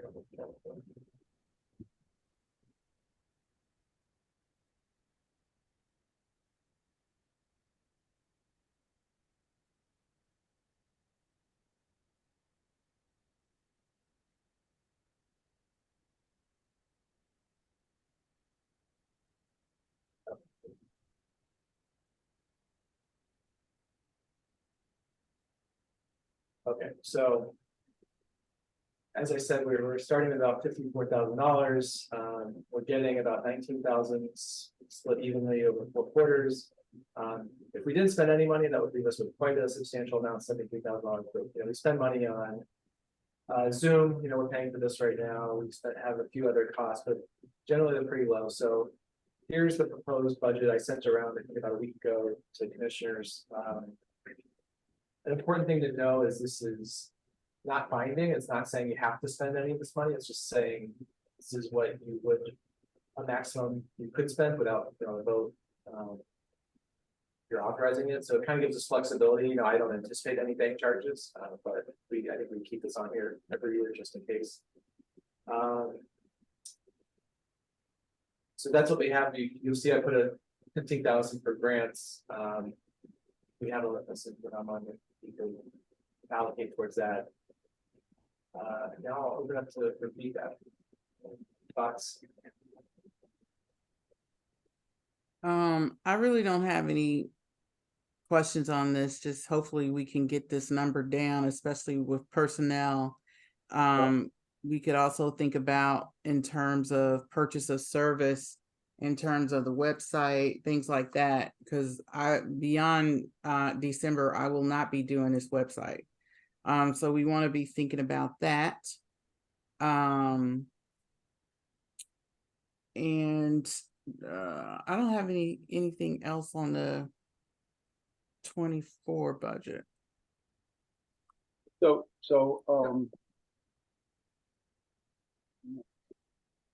Can I ask just a simple question so I can read this when I have the presence of mind to read it? How do we begin with 58, go to 73, and spend $39,000 on personnel? I'm a little confused about it. I mean, in other words, we have zeros, we have no disbursements in the quarters, but we have oh, this is remaining. That's remaining is 39,000. Yeah, there's no disbursements there. All right. Yeah, it's all proposed. Okay. I'll look it up. Yeah, basically, if we did spend all this theoretical amounts, we would be left with about $4,000 if we spent this according to the budget. Okay, I know what we're talking about. On the FY23 budget, how much do we have for communication? Because one of the things that we might want to talk about is at this meeting taking a generic vote to allow spending for palm cards for the survey. You know, maybe we want to hire someone to canvass for us for the survey. We need to pay for the survey tool. We have a Question Pro account. How much do we have built in? I mean, maybe we want to just this meeting say we want to use a portion of our FY23 to go towards the survey, getting it out, and however that might be. Yeah, and Lisa, I second that idea. I had, in response to a question Zach asked a couple months ago or 6 weeks ago, offered a number that I thought might be just a kind of a rough budget for the items you just mentioned. Yeah. Kind of around $5,000. I was going to say 10 to 15. Oh, okay. Well, yeah. Okay.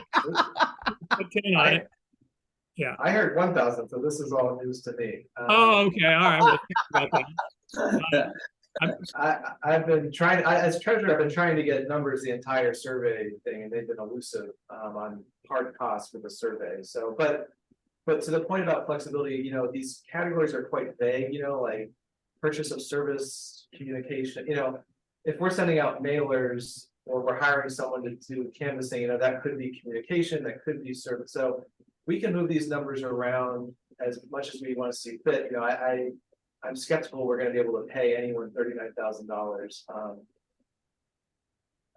because we're already, you know, we're almost into the new fiscal year. So we can move money from personnel to communication, but and you know, of course, we don't need to vote tonight, so we can take the next month really. I mean, we don't have a meeting for quite a while. I think we do need a vote tonight, Zach. I would say a vote of a minimum dollar or maximum dollar amount, because our next meeting is late October and the survey is going to be out. So like with palm cards, we need to start getting them designed, get the QR code and get them, you know, produced like within the next 2 weeks. Why don't we say, you know, sort of not to exceed whatever you'd like, 10,000, Lisa? Yeah. Yeah, I mean, I don't, we can be very economical and not spend that obviously unless we need. Yeah. Yeah, but just to have that as a ceiling. Safety net. Yeah. I would say 10 grand, easy. Well, all that if it's easy, do we want to give ourselves maneuvering around, make it 15? Well, let me just say for this document, it doesn't go into effect till a month, you know, so we can't really do much with this. No, it would be FY23. Right. And we've got some of this already. We can look at the FY23 budget and see, you know, we have categories where we haven't spent the maximum. We spent very little money this year. So we might already have some categories that have some room for spending. Okay, whatever we need to do to authorize expenditures up to that amount, I'm in favor of doing that. Okay. So I move that the ANC spend a maximum of $10,000 of FY23 funds for the production and distribution of the Civic Core survey. And related expenses such as any of the online costs that we'll incur using systems that we have and whatever. Yes. Yep. Is there a second? Second. Any questions, discussion? I mean, I think we just have to make sure these are, of course, eligible and that we agree, because, you know, we don't want someone going off and spending $9,000 and say, hey, you all voted for me to spend this, you know. So I think we need to make sure the 7 of us agree on what, you know, we can authorize it, but we need to make sure we agree on what the specific cost later will be. So as long with that understood, I'm happy to move forward. Yeah, and let's agree that we would do a budget as we understand the cost more precisely and make sure everybody is comfortable with it. Sure. Yep. Okay, all those in favor, raise your hand. 1, 2, 3, 4, 5, 0. Thank you. And for this document, we can talk about it, you know, and this will come up at our October meeting. So. Okay. Anything else on treasure? As always, I'll just tell residents if you're interested in the finances, I'm happy to share anything you want to know about them. And the community, you know, we also have money for grants, so please tell your friends about our grant opportunities. Okay. And is there any commissioner or community announcements? All right. With that. Hold it. I want to add for possible items next time.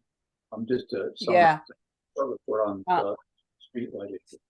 So discussion and vote on the 2024 budget, ANC. So update on the survey and possible vote on those 2 grant proposals. If you guys have anything else, let me. Add a short report on the street light situation. Street lights, okay. And I've got. I'll have a couple of items. I'll flag one right now. I'd like to get, because I'm already hearing from constituents, lots of families in my single member district that are sending kids to Lafayette. And I know, of course, Michael, you're totally on top of this, just to get the enrollment figures and how much over capacity Lafayette is right now. And actually, we had Carrie Burkhardt, who was going to attend a meeting in April or May, right? And wasn't able to make it. So it might be good to, if we could, to invite her back. Yeah, I mean, she told us they weren't over enrolled. I can tell you that. But they were not. Yep. But they were not in the spring, or they're not now. When we spoke to her, right, Michael? You're on mute. Michael, you're on mute. You're on mute. Post-pandemic, sort of like in the school year as it was opening, they were under-enrolled. I haven't seen figures for this school year yet. Yeah, they won't come out until about mid-October, I understand, and in time for the meeting that we're going to have on the 23rd.